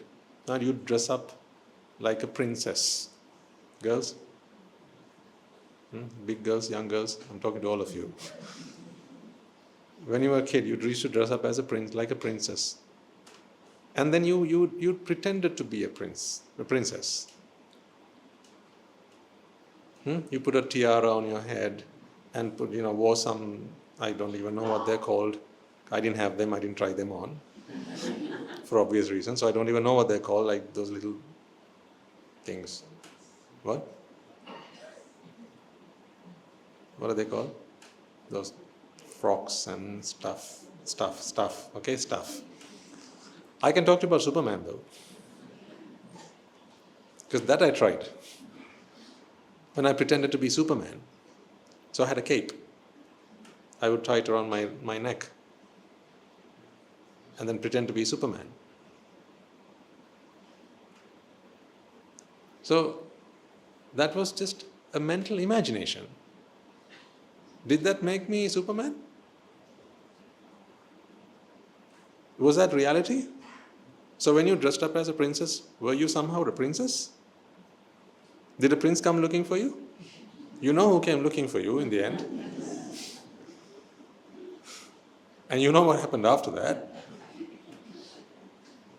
And you thought it was my knight in shining armor. What knight in shining armor? Where is that knight now?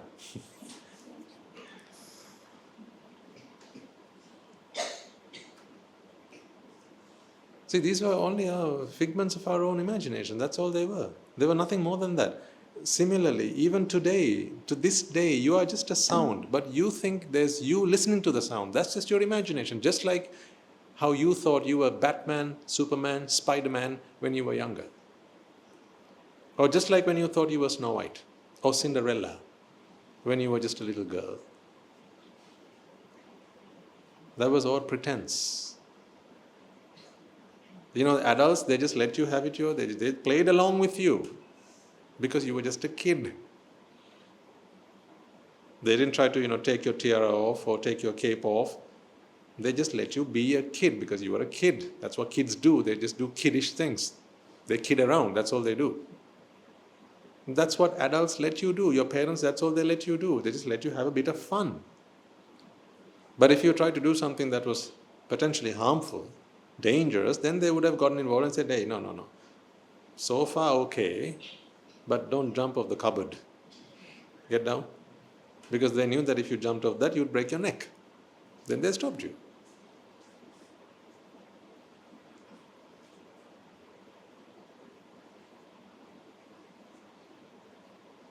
Those days, remember there was this cartoon called the Ninja Turtles?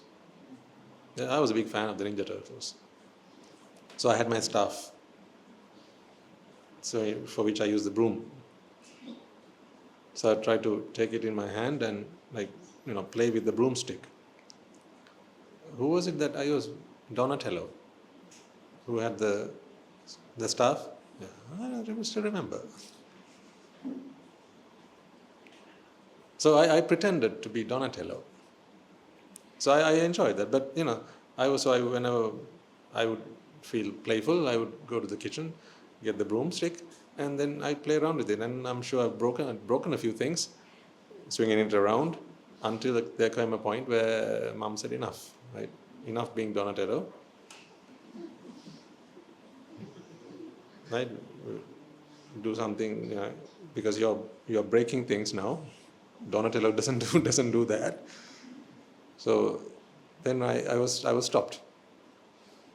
But as a kid, provided I was not doing something harmful or dangerous, I was allowed to do it. But how long do you want to keep kidding around? You're adults now. Or are you?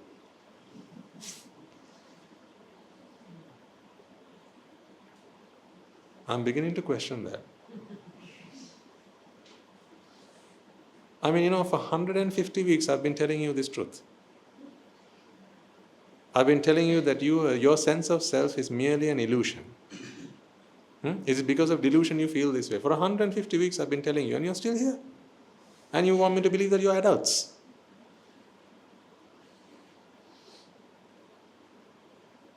Are you?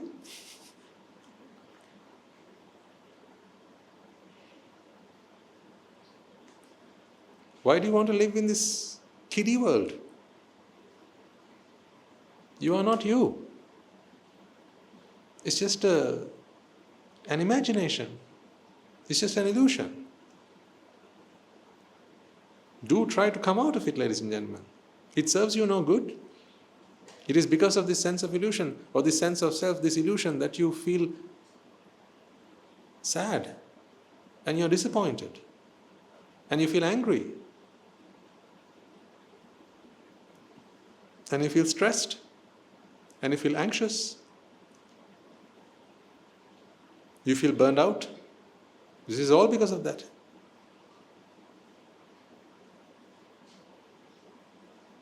That's why you feel emotionally exhausted. Emotional exhaustion comes from setting expectations that don't get fulfilled. Then you're exhausted emotionally.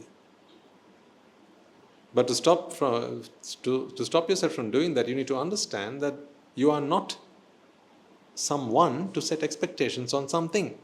You're just a mind. This is why when the universe is compassionate towards you, the universe gives you the Dhamma that heals your mind. See what's happened to me. I was just like you. I was sat where you were. I was dressed in lay clothes. I was doing lay things. I was doing lay jobs, having lay relationships. Look at what has happened to me. I was compassionate towards the universe, and the universe responded in kind. The universe showed me compassion, just as the universe is showing it to you right now. I am not me. This is just the universe. I am not Swami Namaste. This is just the universe.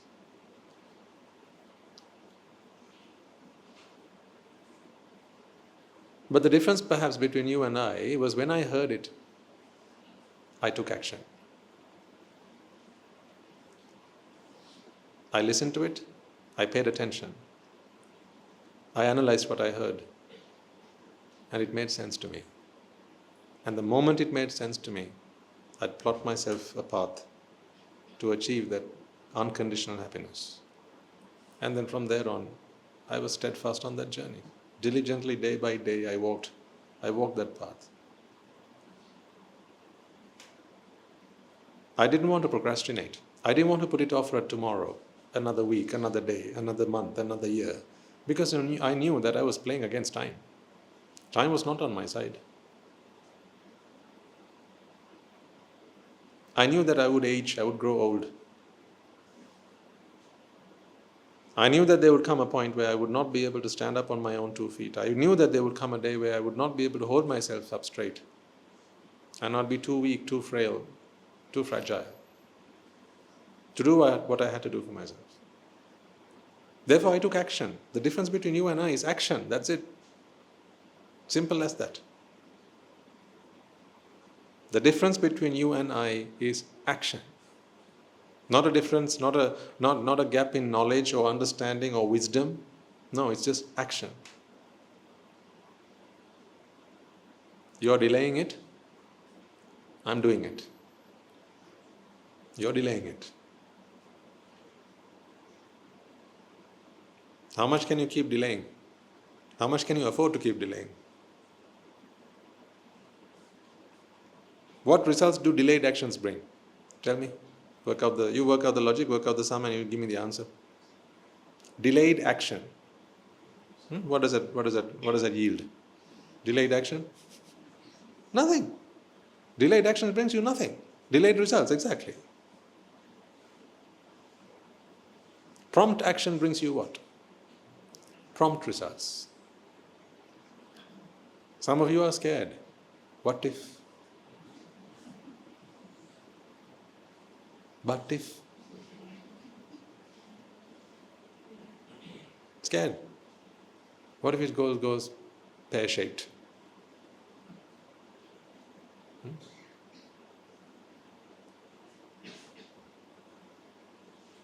Therefore, you keep delaying it. A decision that has to be made. Well, all these decisions that you made in your life so far, how have they done for you? Has it done you good? All those decisions that you made so far, to educate yourself, to get yourself a job, to earn yourself some money, to have children, to get married, hopefully happen the other way around.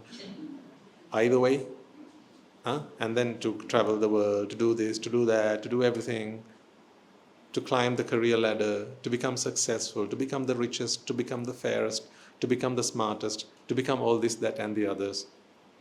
So how has it done for you so far? If so, why are you here? I always ask this question. I always throw this question at you. The checkmate move. Then why are you here? If it's all worked out in your favor. Why aren't you just there doing the same thing that made you successful? Just go back and keep doing that. Why are you here? Your presence here speaks volumes that everything you've done so far was a waste of time. That's why you're here. So if you're here, then you know that the actions you've been taking so far have not been meaningful. Then what do you think you ought to do now? Take the right action. See, exactly. Take the proper action. The results that have materialized in your life are the results of actions that you have taken. If you are poor today, that is because you took a poor action. If you are rich today, that's because you took a rich action. If you are healthy today, that is because you took healthy action. If you are unhealthy, the same can be said about that. Well, you are unhappy today. You have come here looking for happiness. You are unhappy today, ladies and gentlemen, because you took unhappy action. Or actions that would take you there, that would lead you there. Well, then if you want to be happy henceforth, you have to take actions that will take you towards happiness. Actions bring results, not hopes.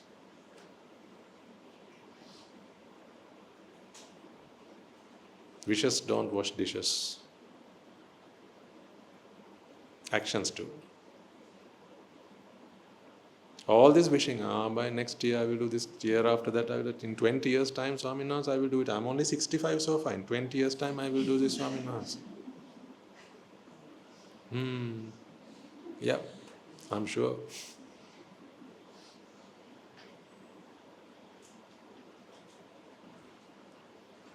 The more I practice the Dhamma, ladies and gentlemen, the more I begin to feel how futile all these things, all these endeavors that you're engaged in. I'm sorry, I'm not here to insult you or offend you, but I look at you and I feel for you. I know that you're wasting your life, not your time, you're wasting your life. I know that. So how can I just turn a blind eye?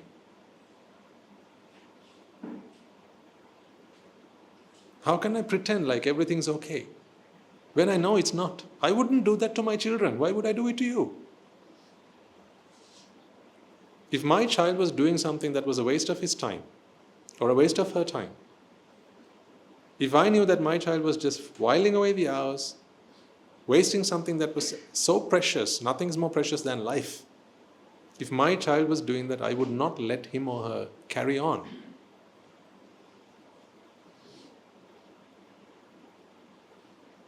The precept that I administer to you, Sabba Sattesu Metta Sahagatena Chetasa Viharanang Samadhyami, is my livelihood.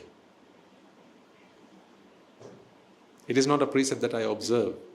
I am the precept. Therefore, I can't treat you any differently to how I would treat my own children. Therefore, I look at you and I can see you doing meaningless things, useless things. Tomorrow is Monday. What will you be doing in the morning? Tell me. Waking up at 3 o'clock, 4 o'clock, 5 o'clock? No, 5 o'clock is too late. 3 o'clock, 4 o'clock, okay, 5 o'clock, put it 5 o'clock, then what after that? Get dressed, cook breakfast, run to your car or run to the bus, run to the train and get yourself to work. To do what? To make the most of life. Really. Like you have been doing the last 25 years, making the most of life. Then why are you here?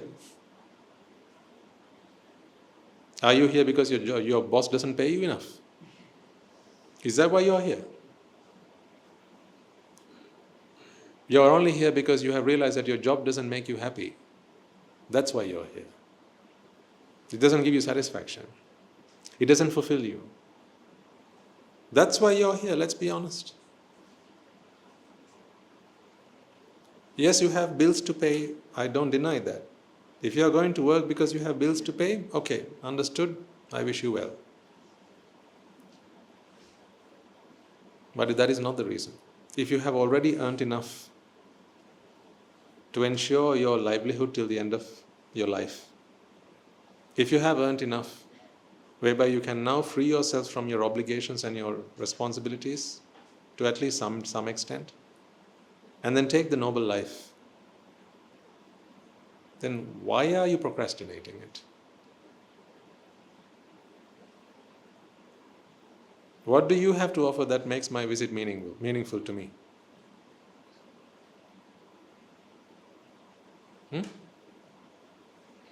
What do you have to offer that makes my trip here meaningful? Attending the sermon? Your attending the sermon is what makes my trip here meaningful? There are enough people at the monastery I could be talking to right now. In fact, the doers who used to be Rajagiriyans here, they often ask me, Nayaka Handro, ever since we became Anagarikas, now we don't even get to hear from you. You don't talk to us anymore. But you keep going to Rajagiriya and you keep talking to them. Why do you give us the stepmother's treatment? I tell no, Dua, I'm not giving you the stepmother's treatment. I'm giving you motherly treatment. Now you are surrounded by 200 mothers. You don't need me anymore. I was only there to hook you and bring you in. Now there are enough and more people to look after you.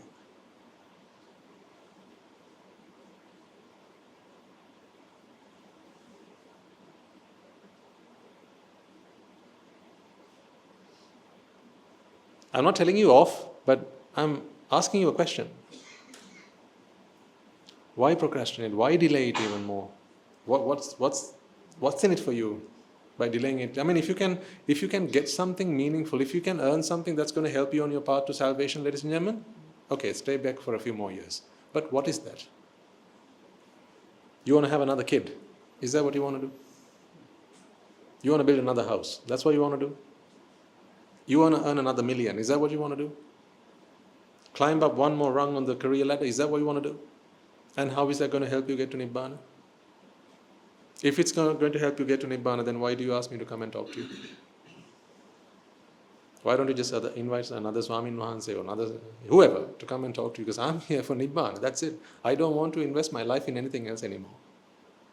Anything and everything else is just meaningless. Sorry, it is utterly meaningless. At least I have to get to Nibbāna.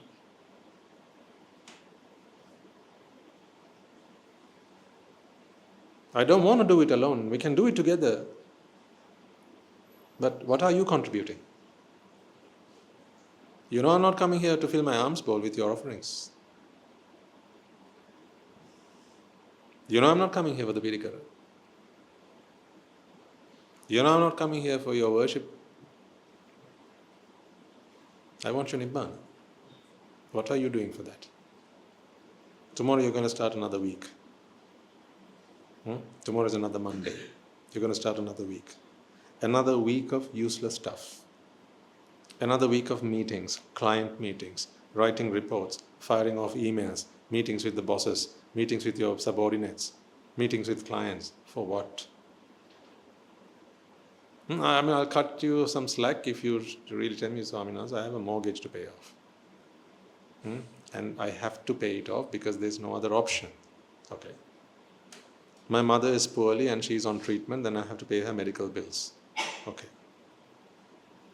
My children are too young and they're not interested in coming to the sasana.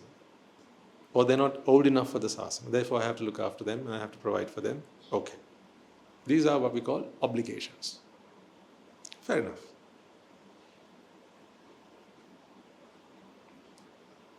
But beyond that, if the opportunities have now been so generously been crafted and created for all of you, if the Shravaka program is there, if the Shravika program is there, if the Uvasi program is there, if the Anagarika program is there, if the Anagarika program is there, if the monks are there, what? I really think that I care more about your Nibbāna than you do. That's because you are yet to understand what Nibbāna is.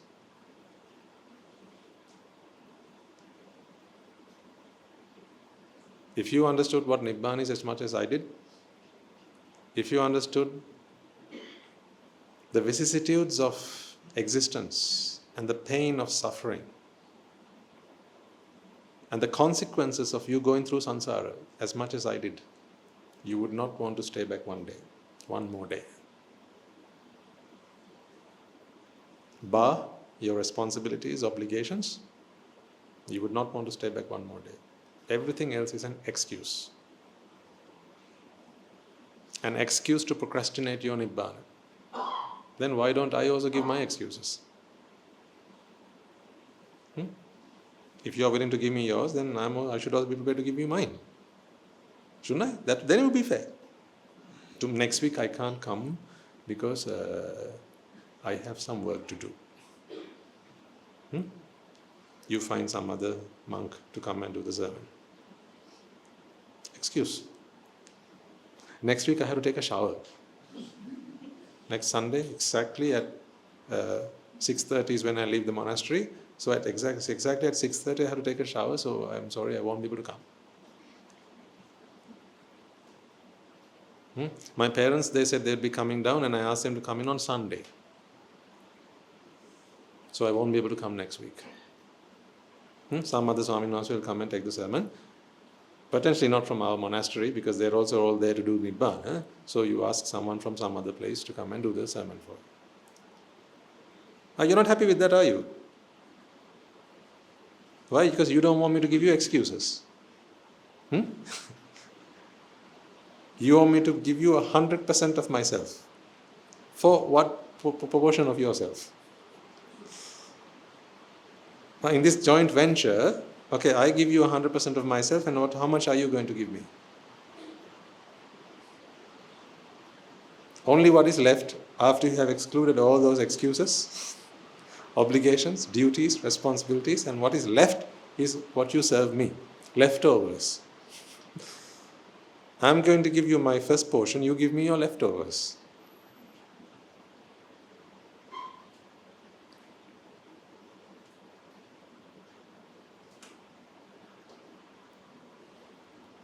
This is how I feel today about Nibbāna, that you're wasting your time doing anything else. I'm glad I feel that way, because that's what I came to this asana for.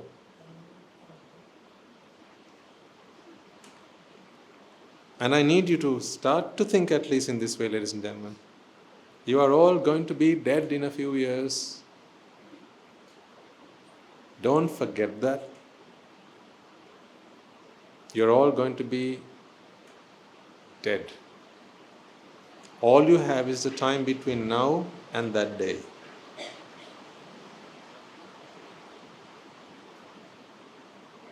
You're only taking it so in such a relaxed manner because you don't know when that day is. That day is an indefinite future. Because it's in the indefinite future, you're so relaxed about life. Death will come when, someday is always in the future, not today. Who here knows that you're going to be dead today? Who here thinks that you're going to die today? No one. Because death is always something that happens in the future. Because death is something you can always push forward into the future, then freedom from death is also something you can always keep pushing to the future. That's what you're doing right now. Yes or no? Isn't that what you're doing right now? Keep pushing death to the future, therefore what you have to do before you're dead also to the future. Because we are so used to that. Procrastination is part and parcel of our very being. When you had exams in the weekend, throughout the week what you did was watch cricket, talk to your friends, play computer games, spend the hours away. And then exam day came, and then you were sweating yourself, and you were dead scared, and you were so anxious because you hadn't prepared. And the same thing is going to happen to all of you.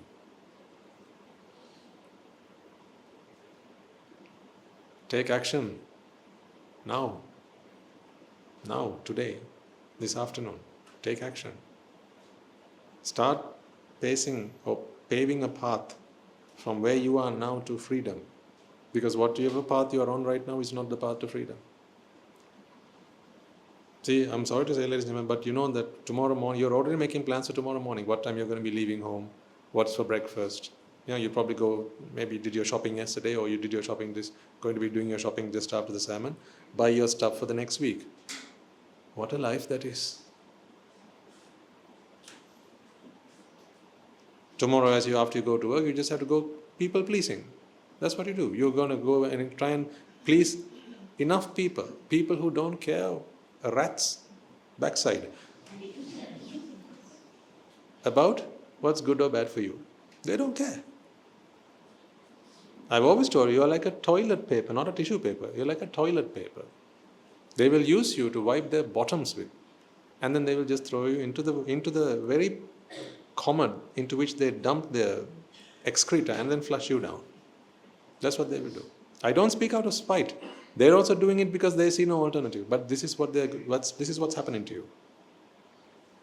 You're like a piece of toilet paper, not tissue paper. That would be too nice. Those days I used to say tissue paper, not anymore. Now you are toilet paper. Waiting for society to use you to wipe their bottoms with after they have done the dirty. That is what you are. This is how I feel about people who wish to continue their life in samsara. And I only speak with love. I hope you can see past these words and look into my intentions. And I wouldn't talk to you like this if I didn't feel it for you. I don't talk like this to strangers. No one talks like this to strangers. I'm not talking to strangers. I'm talking to my mothers, my fathers, my brothers and my sisters, my children. Like I said, I'm here. You're helping me remain in this asana. I know that when you make an offering to me, when you give me a robe, when you give me shelter, when you give me a medicines, see, what was this for? You just walked up to me and offered this. Because you want me to get to Nibbāna. Conveniently. If that is what you wish for me, how can I wish any different to you? Or for you? When I know that you're wasting your time. Every house you build is going to perish. What's the point then? Every business empire you build up is going to collapse. Sometimes right in front of your very eyes. Every relationship that you build is based on something called fragile trust. So fragile. That's why behind every relationship there's always fear. You know this is true. Behind every relationship you build there's always fear. Husbands and wives, they live in fear because they don't know when. You know this is true. Don't look at me so naive. Like, oh really? Don't look at me like that. You know this is true. And I think most of you have been through life long enough to know that these relationships are so utterly fragile. One wrong move, and then the cracks start to appear.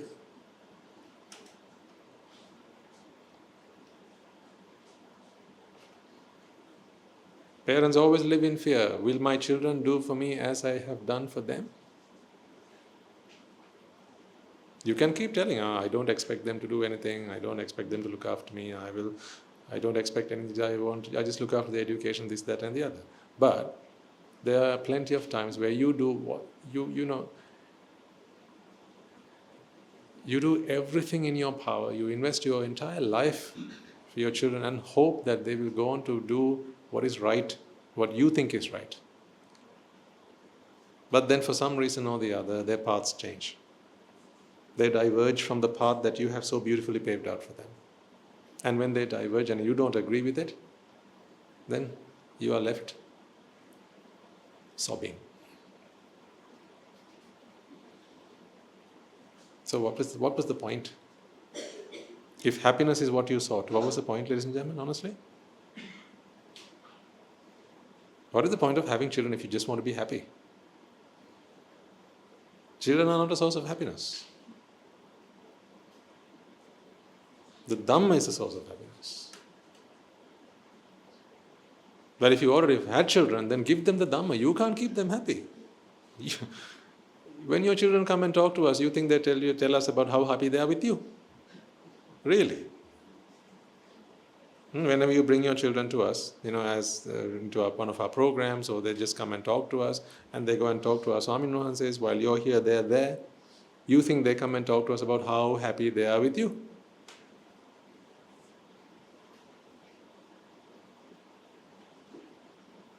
They're looking for their freedom from you. That's what they're looking for, just like you did when you were younger. So if they're looking for their freedom from you, how can you expect happiness out of that relationship?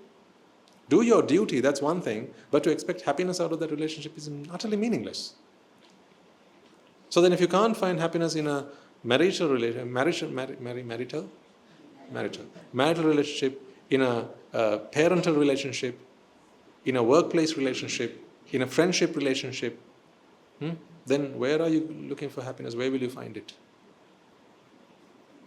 Because everything is an effect of causes. Therefore, everything is so fragile. Everything is so fragile. Why do you hang your hat of happiness on a hook that is so fragile? Why do you do that?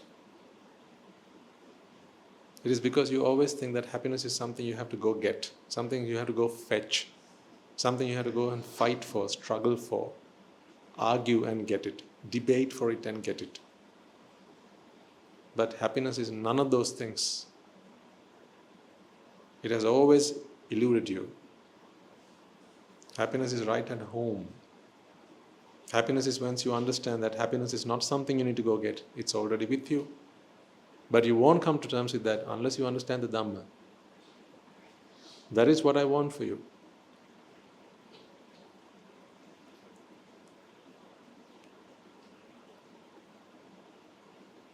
And I really want to see you taking action. I've never thought of this community as just a place where I just come and give a lecture. I would not sign up for that. I mean, if I felt that this is just a place I have to go come and give a lecture, I'll go tell Guru Andhra, Guru Andhra, you love me, don't you?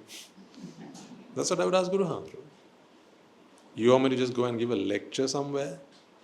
Talk this pristine, profound Dhamma to people who have no idea what I'm talking about, or people who are not prepared to take any action, people who are not willing to change, people who are not willing to take the Dhamma and heal themselves? You want me to do that? I know that Guru Andhra would not say yes to any of those questions.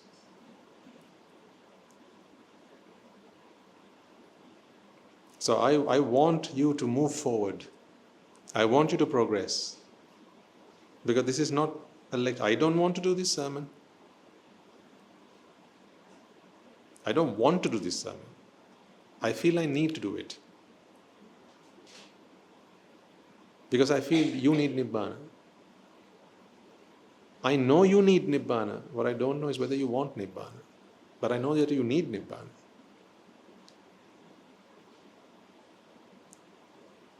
So start taking some action, ladies and gentlemen. And I am not here to prescribe what that action is. Therefore, I am not going to ask you what action have you taken now. And why not? This is a general addressing the audience. I am not targeting this at anyone individually or specifically. This is a general address to the people I love and I care about. Because I know one thing for true, one thing for certain, you will all be dead. In a few days, in a few weeks, in a few months, in a few years, you will all be dead. Then the boat will have sailed. After that, your opportunity is gone. You will be back in samsara, doing all the meaningless and useless things that you've been doing so far. You just continue doing that. I'm not here to please you. I'm here to appease you, to relieve you, to urge you to lay down your burdens, to urge you to find your freedom and your salvation. I've always said this to you, I'm not here to come and get something from you. I'm here to find something for you. That's why I can talk so freely. Say after the end of this, you say, what kind of sermon is that? Who is he to come and talk to us like that? Who does he think he is? And then you decide, no more. You don't need this Swami. No, get someone who talks to us nicely and praises us and says how good we are and strokes our head.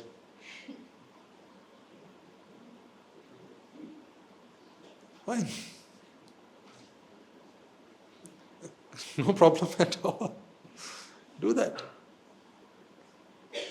When I have nothing to lose, ladies and gentlemen, I am not confined by any rules. I have nothing to lose. You can't take anything from me that I already have. You can't take away this Rajagiriya sermon from me either, because it's not mine. I'm doing it because it's my duty, not because it's mine.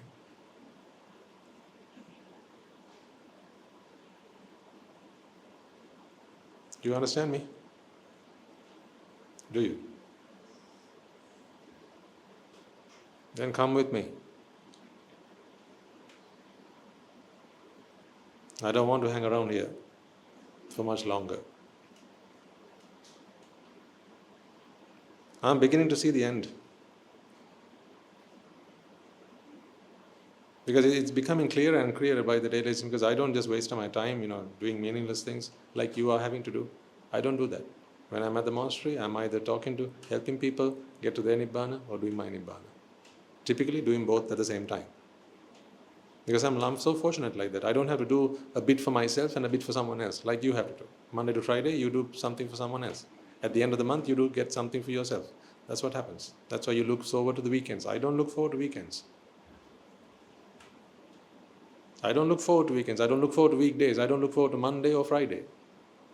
Because for me, whatever I do to others, I know I do also for myself. And I only do good to others. I never have to do bad to others. I never have to do something to someone I would not do to myself. But maybe you're in marketing, maybe you're in advertising, maybe you're in sales, and you sell things to others that you wouldn't buy yourself.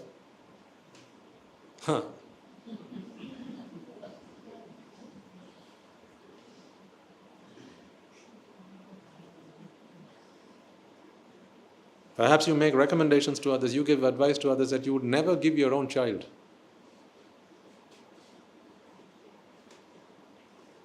I'm so fortunate I never have to do that. I used to be a banker, so I know what it's like. On one occasion I spoke to my manager, I remember very vividly back then. One of the banks I used to work. I was supposed to talk to people who did not really need the product that I was supposed to talk to them about. But I had to strike up a conversation with them. I said, "Old granny, I'm trying to convince her to take out a mortgage."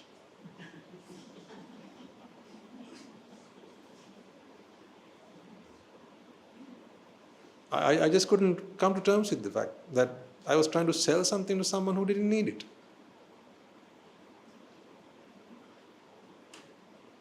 To sell credit cards to people who didn't need it, to sell loans to people who didn't need it. It just didn't agree with me. I felt like it was stealing my sense of integrity. So there was a point I asked my manager, I just can't bring myself to talk to people about things that I know would not add value to their lives. But why should I do it then? Do you want your job? Do you want to keep your job?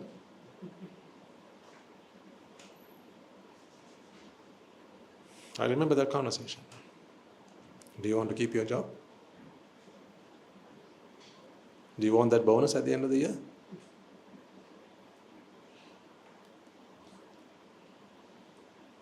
That's when I decided sales was not for me. Because I was selling things that I would not recommend or sell or even give without a fee to my own kin. I was selling to a mother something I would not give to my mother. I was trying to convince a man something that I would not ever try to do with my father. Didn't agree with me. So that was when I decided my selling days are numbered. That's when I left sales and went into technology.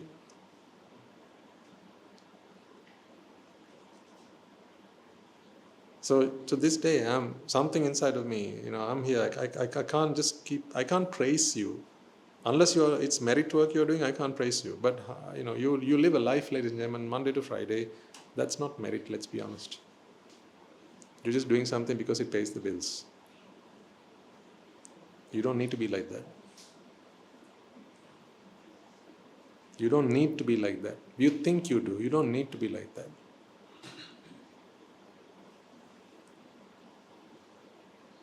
You think you have to maintain this lifestyle because others judge you. Because your neighbors judge you. Because your neighbors watch what car you drive. They keep your eyes on what sport you play. What TV you have at home. What shoes you wear. Where you go on holiday. The lifestyle you live is not purely your own choosing. It's something that you do partly, maybe even largely, dependent on what others think of you. Doing so much to please people who care not at all about you. That's why I think, most people, they spend money they don't have to please people they don't like.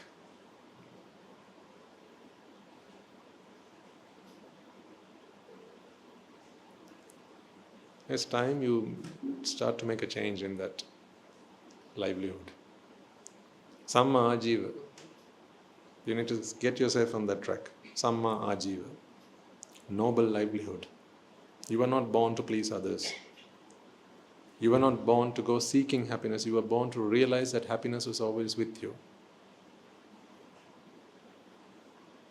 So try and come to your understanding that these endeavors, 9 out of 10 of them, are simply a waste of time. You are still like this because you can come into Sunday mornings. There will come a day where you can't come in anymore, then you will have to be at home and watch online. Just this morning someone handed a letter to me and said, Swaminatha, there's a lady who regularly comes to the sermons. She's unwell, going through some operation. It's a serious one, apparently. And wanted me to give my blessings. Well, yes, of course, these are my blessings. These are my blessings. I've been giving these blessings for the last 150 weeks. This is not how I give blessings. This is not me giving you blessings. These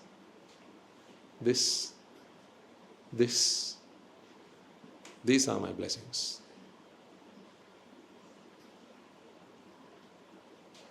Waking you up, that is my blessing.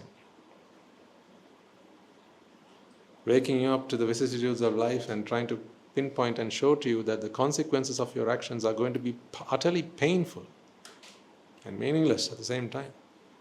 That is my blessing to you. So don't wait until you are no longer able to stand, you are no longer able to come. I mean, what if the operation goes, unexpectedly? Who knows? I mean, we don't know. I'm just saying. It could happen to anyone. That you think is just a minor thing. You are taken to the hospital and then they operate on you and then they say, sorry, we had to take a precautionary step, but as a result of that, from here on you are bedridden. Then the previous Sunday will have been the last Sunday that I would have said Thero and Sarnai to you. That'll be it. Then try and stay at home and do what you can. That's what I'm saying. You're all going to be dead. You're all going to be in bed. You're all going to not be able to get up on your own 2 feet. And that day is coming at a rate that you don't even expect. Death is coming, ladies and gentlemen. Sooner than you expect, it will just be around the corner. I'm only urging you to take action because action is the only thing that brings results. Not wishes, not hopes, not plans, not dreams. None of these bring results. You can draw up a nice plan. At the end of this year, I'm going to become an anagarika. That's a nice plan. Nothing's happened so far. This is a very nice plan. And you can then have a backup plan. You can do all that, plan A, plan B, plan C, plan D, plan G. You can have lots of plans. But if no action has been taken, what is the result? What's the result? Nothing. That's something good I learned in sales. It matters not how many conversations you've had with your clients, how many phone calls you've had, how many things you have planned, how many appointments you have planned and prepared for. All that matters at the end of the day is the number of items you have sold. The boss used to come and ask me, how many? And I used to say, well. I said, no. Unless you're going to tell me you have a whole well of products you have sold, don't give me well. And then he used to say, see this box in the spreadsheet, you show me a box. Right? So this column, that row. He said, it's designed to be so small that you can only put a number in there. And not an explanation. Yeah? It's designed to be so small that you can only put in a number. Not the explanation. So the rest of it was all grayed out. Just the box for number. So it said credit cards, number. Not why you couldn't. There was no box for that. I was not feeling too well. No way to explain that. So we had to do our returns at the end of the week. How many credit cards, how many loans, how many mortgages, how many this, that, and the others. And the spreadsheet only had a box for the number. I often wondered why they didn't have another sheet where I could put a commentary. Even the commenting function was blocked. All they wanted was the number. Why is that? Because nothing else matters. That's why. Excuses, explanations don't matter. It only gives us a sense of satisfaction. We are happy when we have an explanation. We are happy when we have a nice excuse. But does it get us anywhere? No. The same applies here as well. That is probably the reason I went into sales, to learn that lesson. Because I didn't enjoy one bit of it. But I learned that lesson, and that lesson stuck with me to this day, has stuck with me to this day. And that is why when I heard the Dhamma, I realized excuses don't matter anymore. Anicca, dukkha and anatta, that is all there is.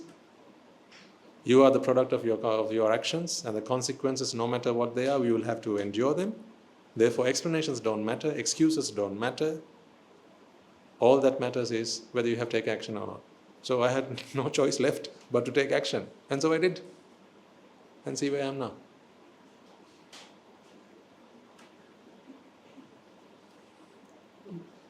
This is my blessing to you.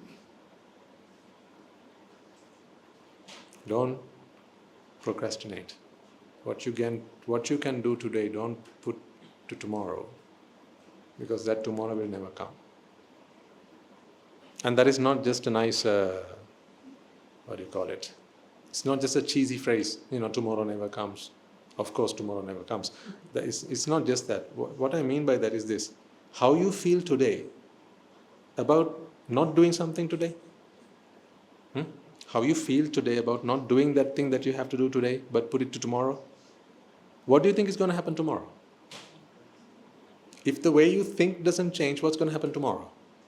The same thing, because tomorrow you're going to think about it and feel about it the same way you feel about it today. So therefore, what's going to happen tomorrow?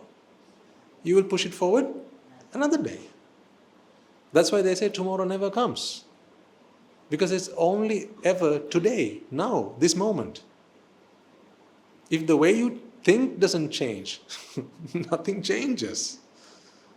Only time flies by, nothing changes. I won't speak like this again to you for a long time. So don't you worry.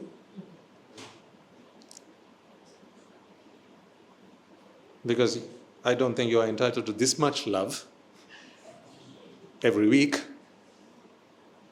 And this comes right from the bottom. So I don't think you are entitled to this much love every week. Because now you have consumed your merits, having listened to all this. But remember, listening to a sermon does nothing. Actions is what brings results. So if these words have had any impact on you, now you heard it, it won't be said again. If these words have had any impact on you, ladies and gentlemen, do take action. I am not here to prescribe what that action is. Whether it is moving closer to the monastery, whether it is becoming a Sila Shravika, whether it is becoming an Anagarika, I don't know what is right for you. All I can say is, here are the options. Do something. You don't have to come and present your case to me and say, but Swamin Wahansa, if Swamin Wahansa, what Swamin Wahansa, what if, but if Swamin, I don't want any of that. If you're really comfortable where you are and things are going really fine, perfectly, wonderful, amazing, only question I have for you is, well, why are you coming here? Take that away with you and find a reasonable answer to that. But besides that, if you're happy where you are, it's okay. I'm not okay with where you are, but if you're okay with where you are, what can I do? It's like that stubborn child. No matter how much parents love them, no matter how much they try and convince them as to what is right or wrong, if they are stubborn, so incredibly stubborn, you can't change them against their will. But I look at your faces, I look into your eyes, and I can feel you crying.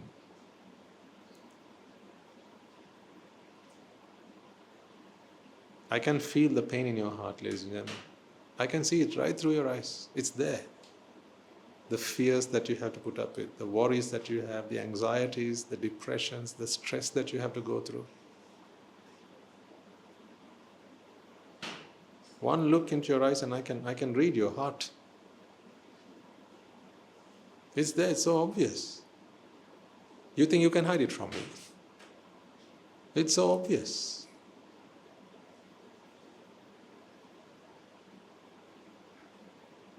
It's so shockingly obvious.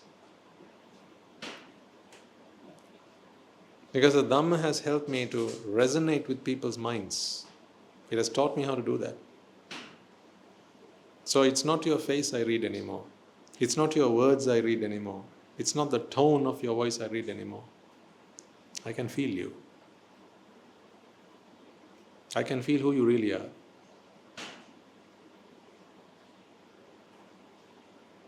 It is not some special power. It's just the way the Dhamma works. When you understand that all there is are minds, and when there is ignorance, minds vex. And when minds vex, they just go looking for some salvation, some solution. Whether it is right or wrong matters not in the heat of the moment. It's only retrospectively they consider whether it was the right thing to do or the wrong thing to do.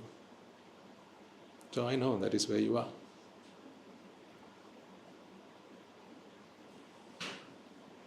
But don't keep procrastinating your salvation.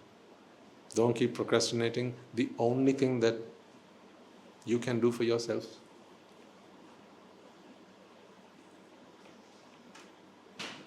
Okay, but I promise you, I won't speak like this to you again for some time at least. I'll speak to you very lovingly. I'll sing lullabies in your ears and say how nice you are, how good you are, how sweet you are.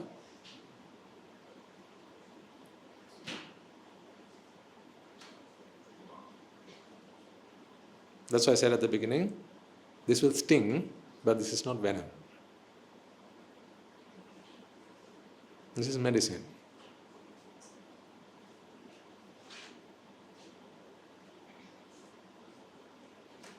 I don't know. I sometimes speak with Guru Handra and ask him, Guru Handra, how long do you think we'll be able to continue the service that we have started doing? What assurance can you give me that you will live long? And of course, you know what the answer is. It's only for as long as the universe wants. So then I look at the universe and ask, how long are you going to keep him alive?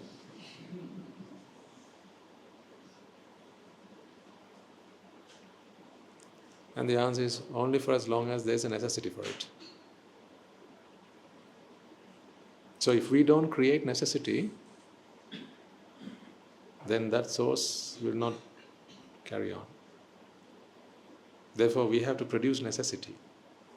The necessity for a Buddha is what brings a Buddha into this universe.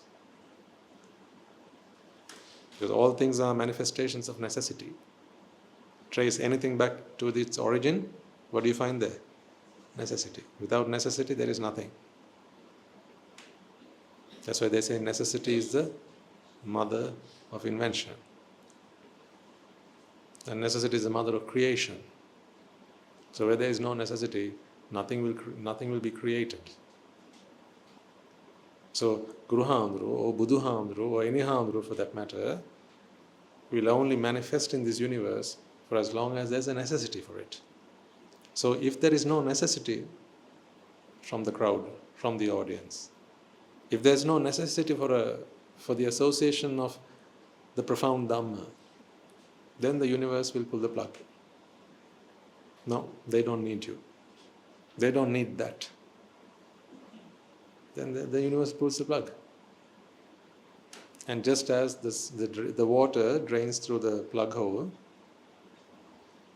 when you don't need the water anymore, the moment you no longer have the necessity, the universe pulls the plug. And then, whatever manifested until such time, to give you what seemed like what you needed, will just drain down the plug hole. And then before you know it, it will be gone.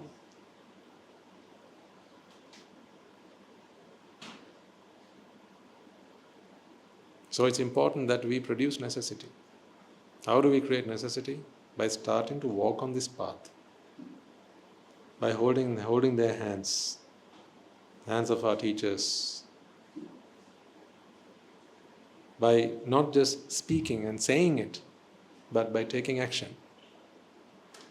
There's a lovely saying, weave and the God shall give you thread. Not the God, but God. Weave and God shall give you thread. What does that mean? Take action and thread will come. Therefore, take action, and what you need to continue taking that action will be presented to you by the universe. That is why action is so important. So don't ever let it be that action is the missing piece of this puzzle. I can't take action on your behalf. Can I? Didn't I tell you the other day, the only reason I'm allowing you to be here like this is because my Nibbāna does not depend on yours? If it did, you would not be able to go back home. I would kick you all the way to the monastery. If my Nibbāna depended on yours, I would not let you go back home. You'd have to run, because I'll be chasing you until I catch you. So fortunately for you, it doesn't depend. My Nibbāna doesn't depend on yours. Meaning, I can't take action on your behalf. I can only teach you what you need to do. So, think long, think hard. Okay, we are already past the middle of the year. Every start of the launch of the year, we get together, we talk about let's do something different this year. Let's progress ourselves further. You invited the Mahasangha to observe the Rains Retreat. So we are observing the Rains Retreat. We are doing everything we need to progress ourselves on the path to Nibbāna. We keep doing more and more and more and more every day. Yesterday, we feel today that what we did yesterday was not enough. So we do more today, and we are looking forward to doing more tomorrow.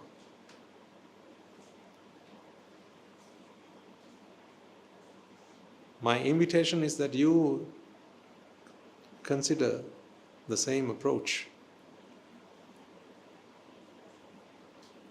for your sake. Right. I won't speak about that again for some time anymore. Where were we? Yes, I was talking about Vipaka. Let me finish that before I conclude the talk of today.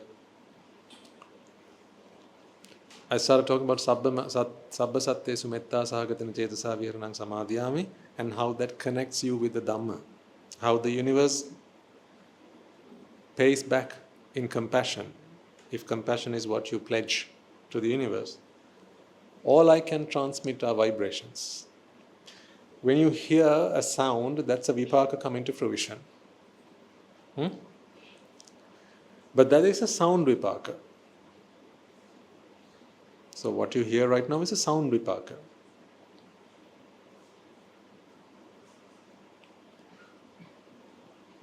Sorry, can you switch off this aircon? It's a bit too chilly. Thank you. So that's a sound Vipaka. Sound does not contain Dhamma. It's just a sound. Now, you hear a bird chirping, you hear a dog barking, you hear a man speaking. These are all sounds. So imagine there was a man speaking in the middle of a farm, and then there are farm animals, and you hear all these animal sounds. But in the midst of all this, you can still have that conversation, can't you? With the individual. That's because in the midst of, amongst all these sounds, you're able to filter out the sound that seems like words. And how do you do that? By doing Vachi Sankara. So in your minds, ladies and gentlemen, provided you understand language, sounds don't simply remain as sounds.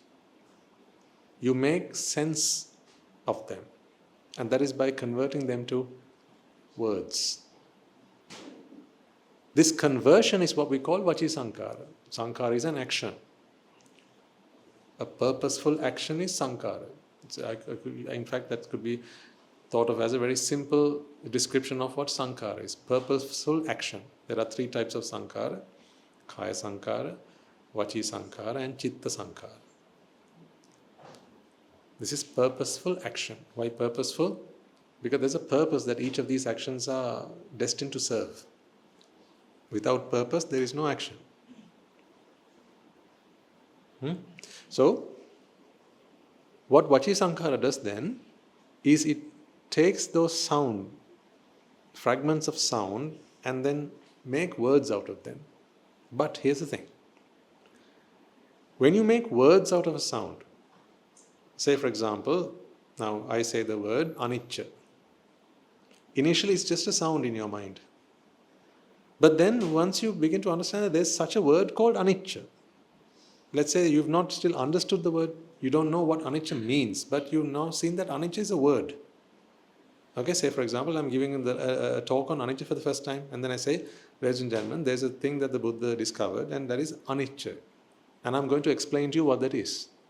So now you know that anicca is a word. The moment you recognize anicca as a word, that is not just sound anymore. That is also a Dhamma, but not Buddha Dhamma yet. So when I say Dhamma, it doesn't necessarily mean Buddha Dhamma. So Buddha Dhamma is a very specific type of Dhamma. There's also Mara Dhamma. So when you say something's pretty, what is that? Buddha Dhamma. That's Mara Dhamma. When you say this food is delicious, the idea that the food is delicious, not the word I mean, but the thought that it's delicious, that sentiment, that's a Mara Dhamma, because it can't be a Buddha Dhamma, because deliciousness is not in a food. So when the word anicca is interpreted as a word, but yet not the meaning, that is also a Dhamma. So that Dhamma also comes from your karmic strand. So once again, initially, sound is heard because a seed comes from the karmic strand and it manifests as a Shabda Rupa or a sound Rupa, and then Vedana, Sanya, Sankara, Vijnana. Equipped with language, you are now able to translate or render those sounds into words. And the moment you understand a as a word, now the fact that it's a word, I'm talking about that specifically, the fact that that sound is a word, that is also a Dhamma. So actually whenever we use language, we are consuming Dhamma, Dhamma Vipaka. So then another one comes along, and that goes into a Vipaka. So then that is no longer Shabda Rupa, it's a Dhamma Rupa. Is this making sense? Yeah? Sure? That's a Dhamma Rupa, not a Shabda Rupa. What is a Shabda Rupa? The Vipaka that helps us hear. And a Rasa Rupa? Taste. Rupa Rupa? Sight. Okay, so likewise, Dhamma Rupa are these Vipakas that give us meaning about things. These are all Dhammas. Anything the mind bears is a Dhamma. So far so good? Okay. Now you've heard the word anicca, but you don't know what it means. So what is Swami Nasa going to do after that? He's going to describe and explain what anicca is. And for that explanation, he's also going to use even more words, because how else can I explain something to you? So we are going to keep using words, sounds and words. So you're going to keep consuming Sabda Rupa, Dhamma Rupa, Shabda Rupa, Shabda Rupa, Shabda Rupa, Dhamma Rupa, Dhamma Rupa, Dhamma Rupa. So you can imagine how it's going to work as you listen to a talk. Lots of Shabda Rupa Vipaka, lots of Dhamma Rupa Vipaka. That's going to keep happening. But there's going to come a point where you're going to understand what anicca actually means. That's beyond the understanding that it's a word. It's beyond understanding that it's just a sound. It's actually going to become a feeling, a meaning. That is also a Dhamma Rupa. What is also a Dhamma Rupa? The meaning that you give to a word. That is also a Dhamma Rupa. So, you see, what I'm trying to do here, or what we are trying to do here, is to somehow take this for example. Let's say that this is the vipaka that actually helps you understand the meaning of anicca. These vipakas let you hear the word. These vipakas help you understand that it is a word. But we keep doing that. I keep giving a talk. So throughout the talk, we keep drawing on these vipakas. It keeps happening. And at one point, we release this vipaka. This is the vipaka that helps you put the meaning of anicca. Where was that? Here.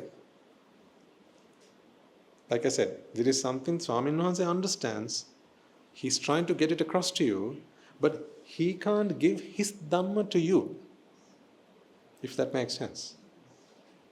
I can't give you my understanding. All I can do is this. I can make sounds which in turn will draw on your vipaka.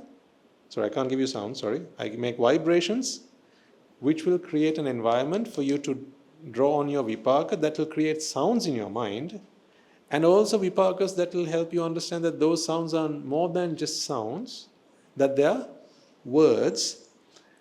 And then I can keep doing that until what happens? The mind understands what anicca is. For that to happen, this karmic seed has to be released from your karmic strand. So when you understand that, okay, now let's say you've understood what anicca is as a result of the talk. Did you just understand what I told you? I mean, did I transfer my understanding to you? Did I transfer my understanding to you? No. What has just happened is, you have just realized your own understanding. This Dhamma Rupa has come to fruition. Does that make sense? It is not a case of my understanding or my comprehension or my wisdom transferring to you, because you can't transfer things like that.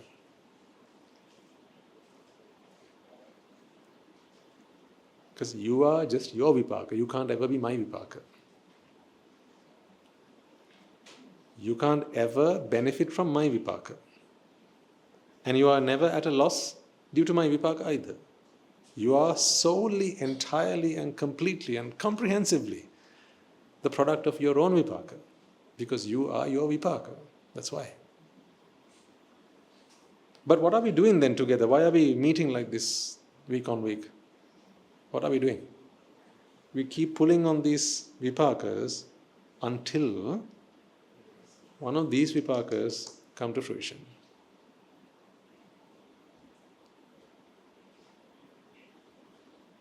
This is when the universe pays back what you gave to the universe. Sabba sattesu metta sahagatena cetasa viharanam samadhiyami. Where you made a genuine and honest pledge, and not just words. Remember, it's intention, not the word. That's why it's said right from the beginning, the universe is both blind and deaf. The universe doesn't hear what you say, it cannot see what you do. This is not made out of the things you say or the things you do. What is it made out of? Intention, exactly. Well done. Each of these is a product of your intentions, not your speech, not your actions, not your words, none of those things. It's only intention. Intention is the only thing that can put karma into your karmic strand. That is why the Buddha says, Chetanaham bhikkhave kammang vadami. Chetana is not the girl next door. Chetana is intention. Chetana is intention. Intention is what puts kamma or karma into your karmic strand.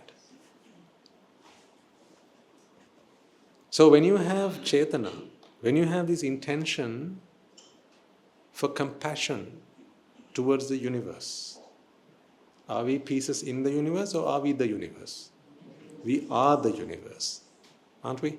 So when you have compassion, loving kindness towards the universe, your intentions are those of compassion, of loving kindness. Therefore, those intentions go into your karmic strand. Intentions that are compassionate in nature, in their nature. So what happens? You and I, we work together. I don't give you my understanding. I only make vibrations, helping you to somehow withdraw the deposit that you made yourself when you had intentions of compassion towards the universe. I never planted it there. You did. So if they are mere words, Sabba Sattesu Metta Sagatana Chetasagana, it's not. I have to say it because Swami Maharaj says it. If they are mere words, what's not going to happen here? It's not going to go up here. You will not have any Dhamma here to become a Rupa, to become a Vipaka. These seeds won't be planted there. Because it is not the word, it's not the physical action, it's the intention. So provided you act with intention, whether you say, don't say, whether you do, don't do, either is fine. Provided the intention is there, that is what goes into your karmic strand. This is why I said, you can do things behind closed doors. You can hide yourself from others. But that's because we think we live among others. But it is not others we live among. It is just the universe. Therefore, there's no place to run, no place to hide. Each and every one of your intentions go up and are parked in the car park or in the karmic park until it's time for them to come to fruition. Therefore, when you have intentions of compassion, ladies and gentlemen, vipakas that will be compassionate towards your mind, towards you, they are planted. And then when they are planted, when the right time comes, when you're in a sermon, when there's a noble friend who is helping you to draw on those vipakas, that time will come, and then this vipaka comes to fruition. And that comes out as a Dhamma Rupa. The same thing happens. Dhamma Rupa becomes a Vedana, Sanya, Sankara, Vijnana. At the end of that process, you know what's happened? You realize the Dhamma. That is what happens. At the end of that Chitta process, that Chitta which went through that process has realized the Dhamma.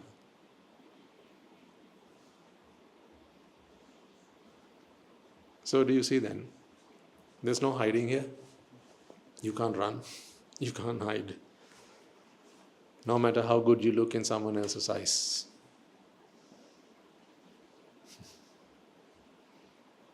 Whatever you do behind closed doors, others won't know, but the universe always does. And likewise, Is it necessary then whatever good we do, we must go around shouting off the rooftops, hey, I've done this good to that person, I've done that good to the other person, why doesn't anyone appreciate me? Do we need to do that? Do we need anyone to appreciate us? No, why is that? Because it's a universe. You don't need anyone's appreciation because the universe knows what you've done and what you haven't done. That's why if you do good, the universe will look after you because all good you've done to the universe.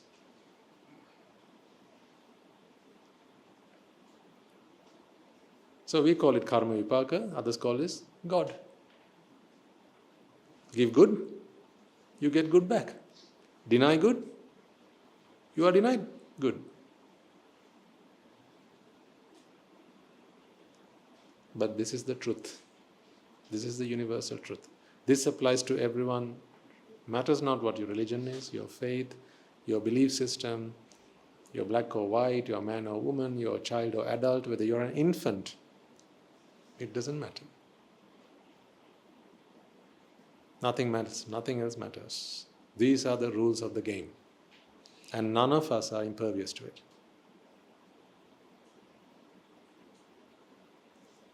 None of us are immune to it. These are the rules of the game.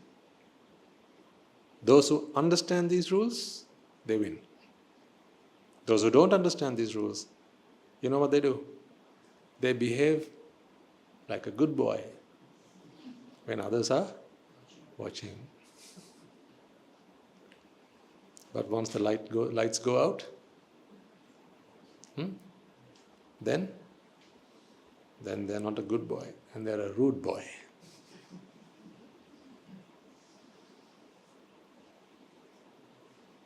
Pointless doing that.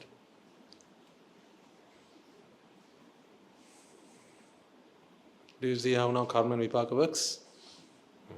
That's why towards the end of last week's talk, we were talking about giving to everyone. Remember? Giving to everyone. When we were selfish, we only used to provide to me and to mine. To my people, my family, my friends, my children, my parents. That is when we are selfish. And you know, people are selfish until they understand this. Now you tell me, honestly, once you understand this, how can you be selfish? I mean, what is the basis to be selfish once you understand this? Where's your children in this? Where are your parents? Where are your friends in this? These are mere phantoms, aren't they? Of your own illusions. They are illusory phantoms. The truth is, there are no yours or there are no mines. All there is karma and vipaka. See, therefore, when you understand this, you stop being selfish. And you become selfless in nature. Then you are truly able to do something for everyone. And when you do something for everyone, those become these red ones. That is why the sasana is synonymous with everyone. See if you can make sense of what I just told you there. The sasana is synonymous with everyone.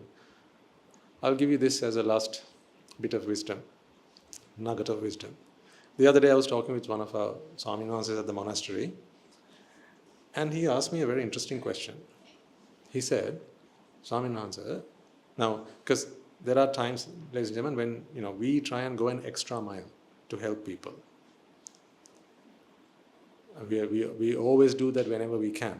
But where possible, where we see that they deserve help, where they need it, and they're hell-bent on getting to Nibbāna, then we go an extra mile and try and do the best we can. But, so the Swaminatha was asking me, Nayakandra, but what if, although we help them, we go all the extra mile, we do as much as we can, if they are ungrateful,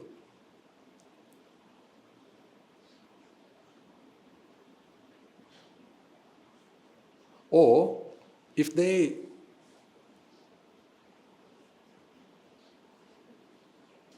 somehow take the upper hand Or somehow they do something that leaves us vulnerable. Because it's possible. When you try and go the extra mile, there's maybe we end up exposing ourselves in ways that we wouldn't normally.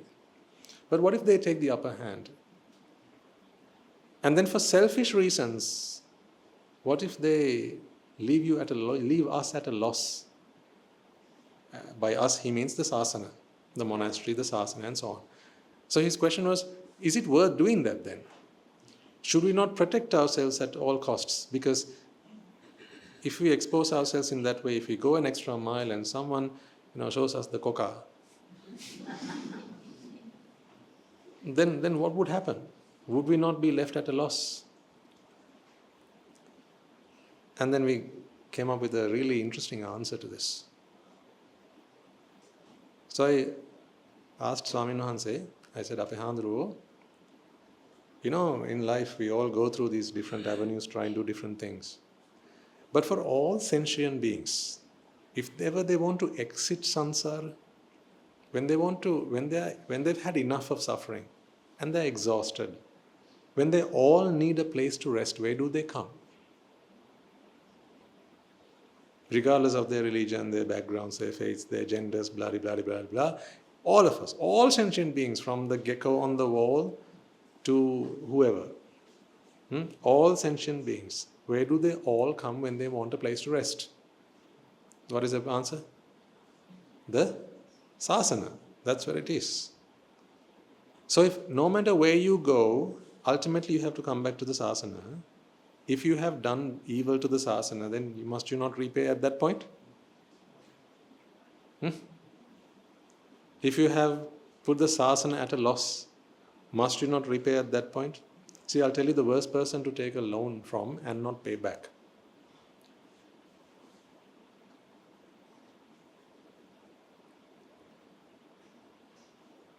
The caretaker of the graveyard. The caretaker at the cemetery. Whoever you take a loan from and not pay back, don't do it with that man. Because no matter where you go, you'll always have to come and end at the cemetery.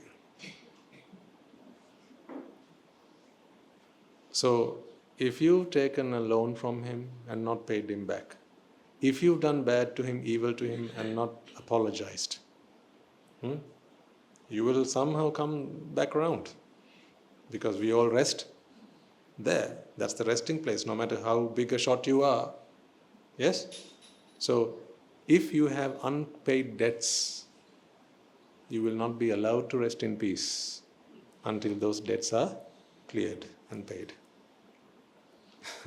Likewise, no matter who you are, no matter where you go, how high-flung you are, how far around you can go, when it's time to land and rest in peace, the sasana is the only place to do that. So if you have unpaid debts to the sasana does not give you one of these.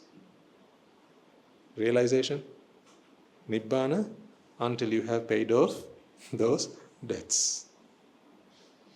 That's why you can't do bad to the sasana and escape. Because we all come and end there. You can do it to your dentist. You can do it to your dentist. You can do it to your hairdresser, but you can't do it to the sasana. Because the hairdresser you might not want to go again. You might not need the hairdresser again. You might not need the dentist again. But you can never say that I don't need the sasana.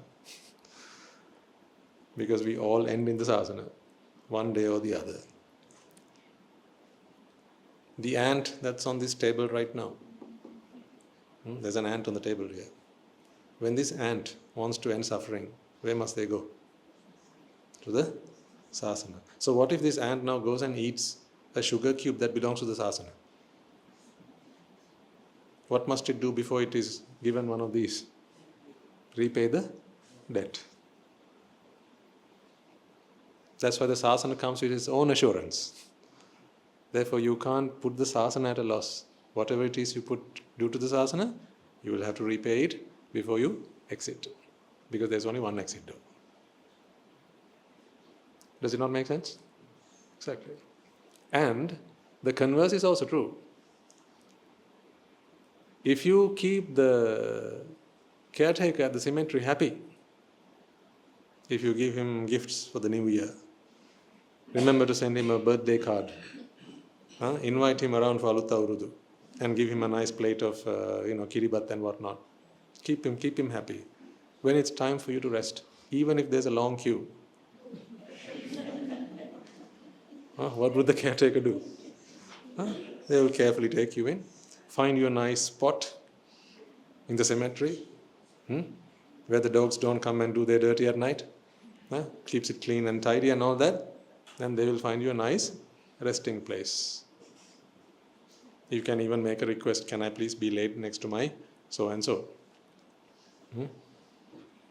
So you can make those deals with the caretaker of the cemetery.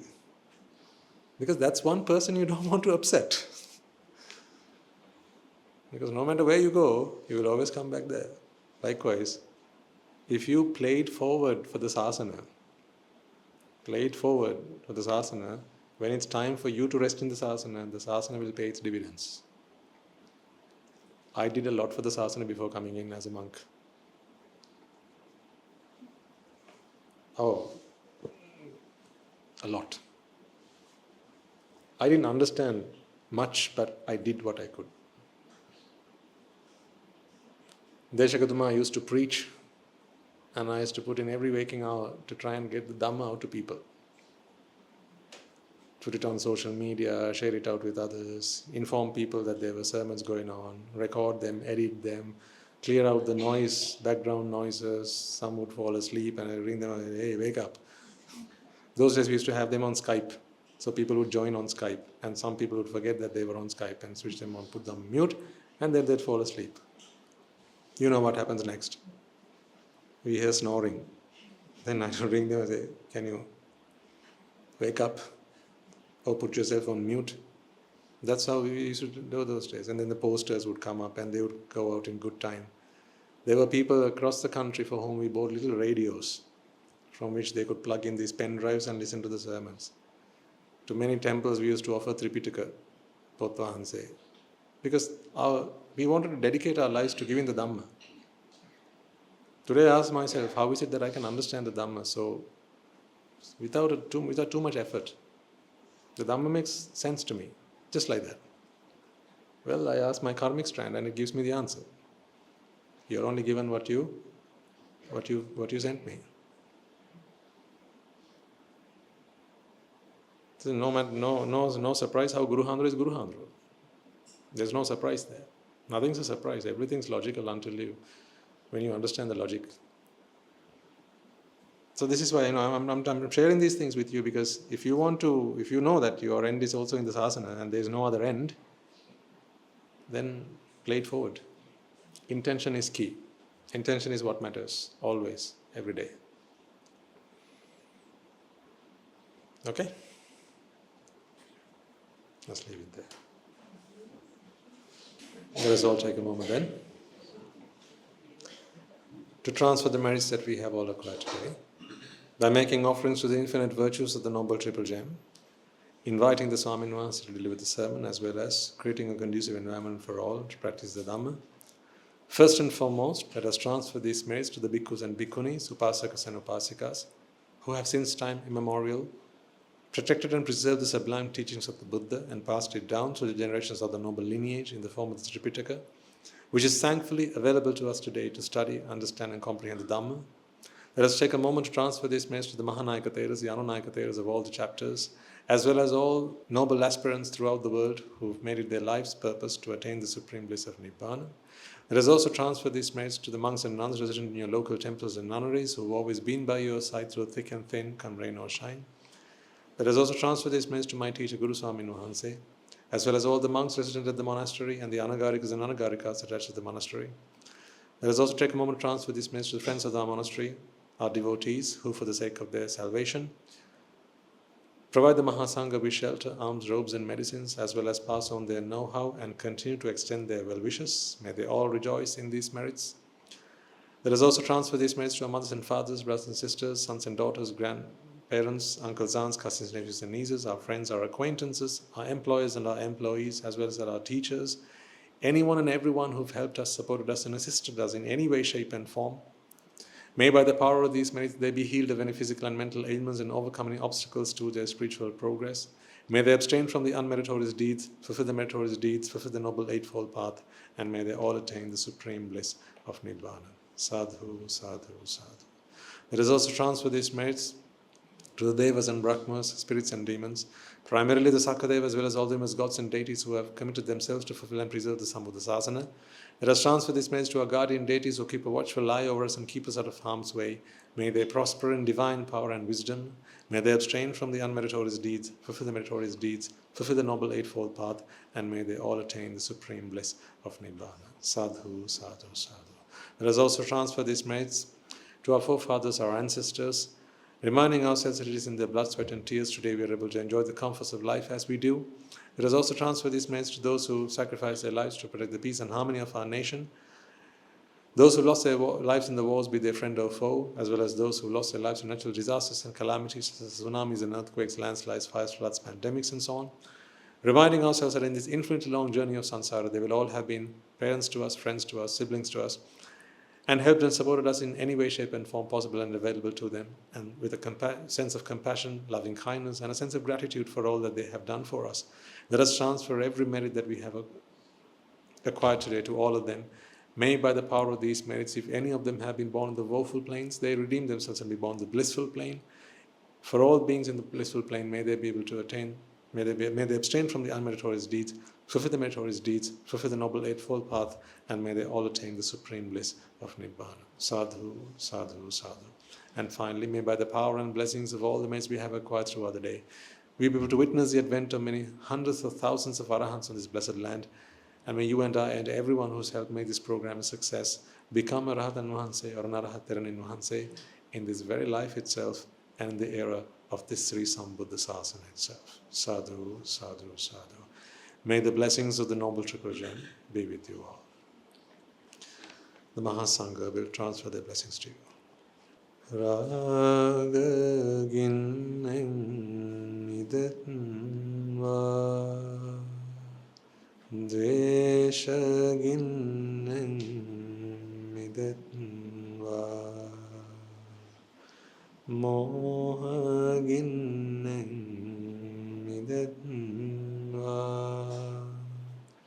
Nibbāna Parama Sukhayan Sukhita Taravetva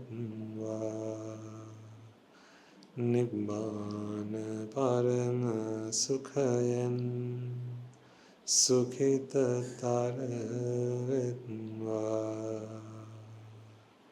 Mamada Siyalu Loka Siyalu Satmayo Nibbāna Parama Sukhayan Sukhita Taravetva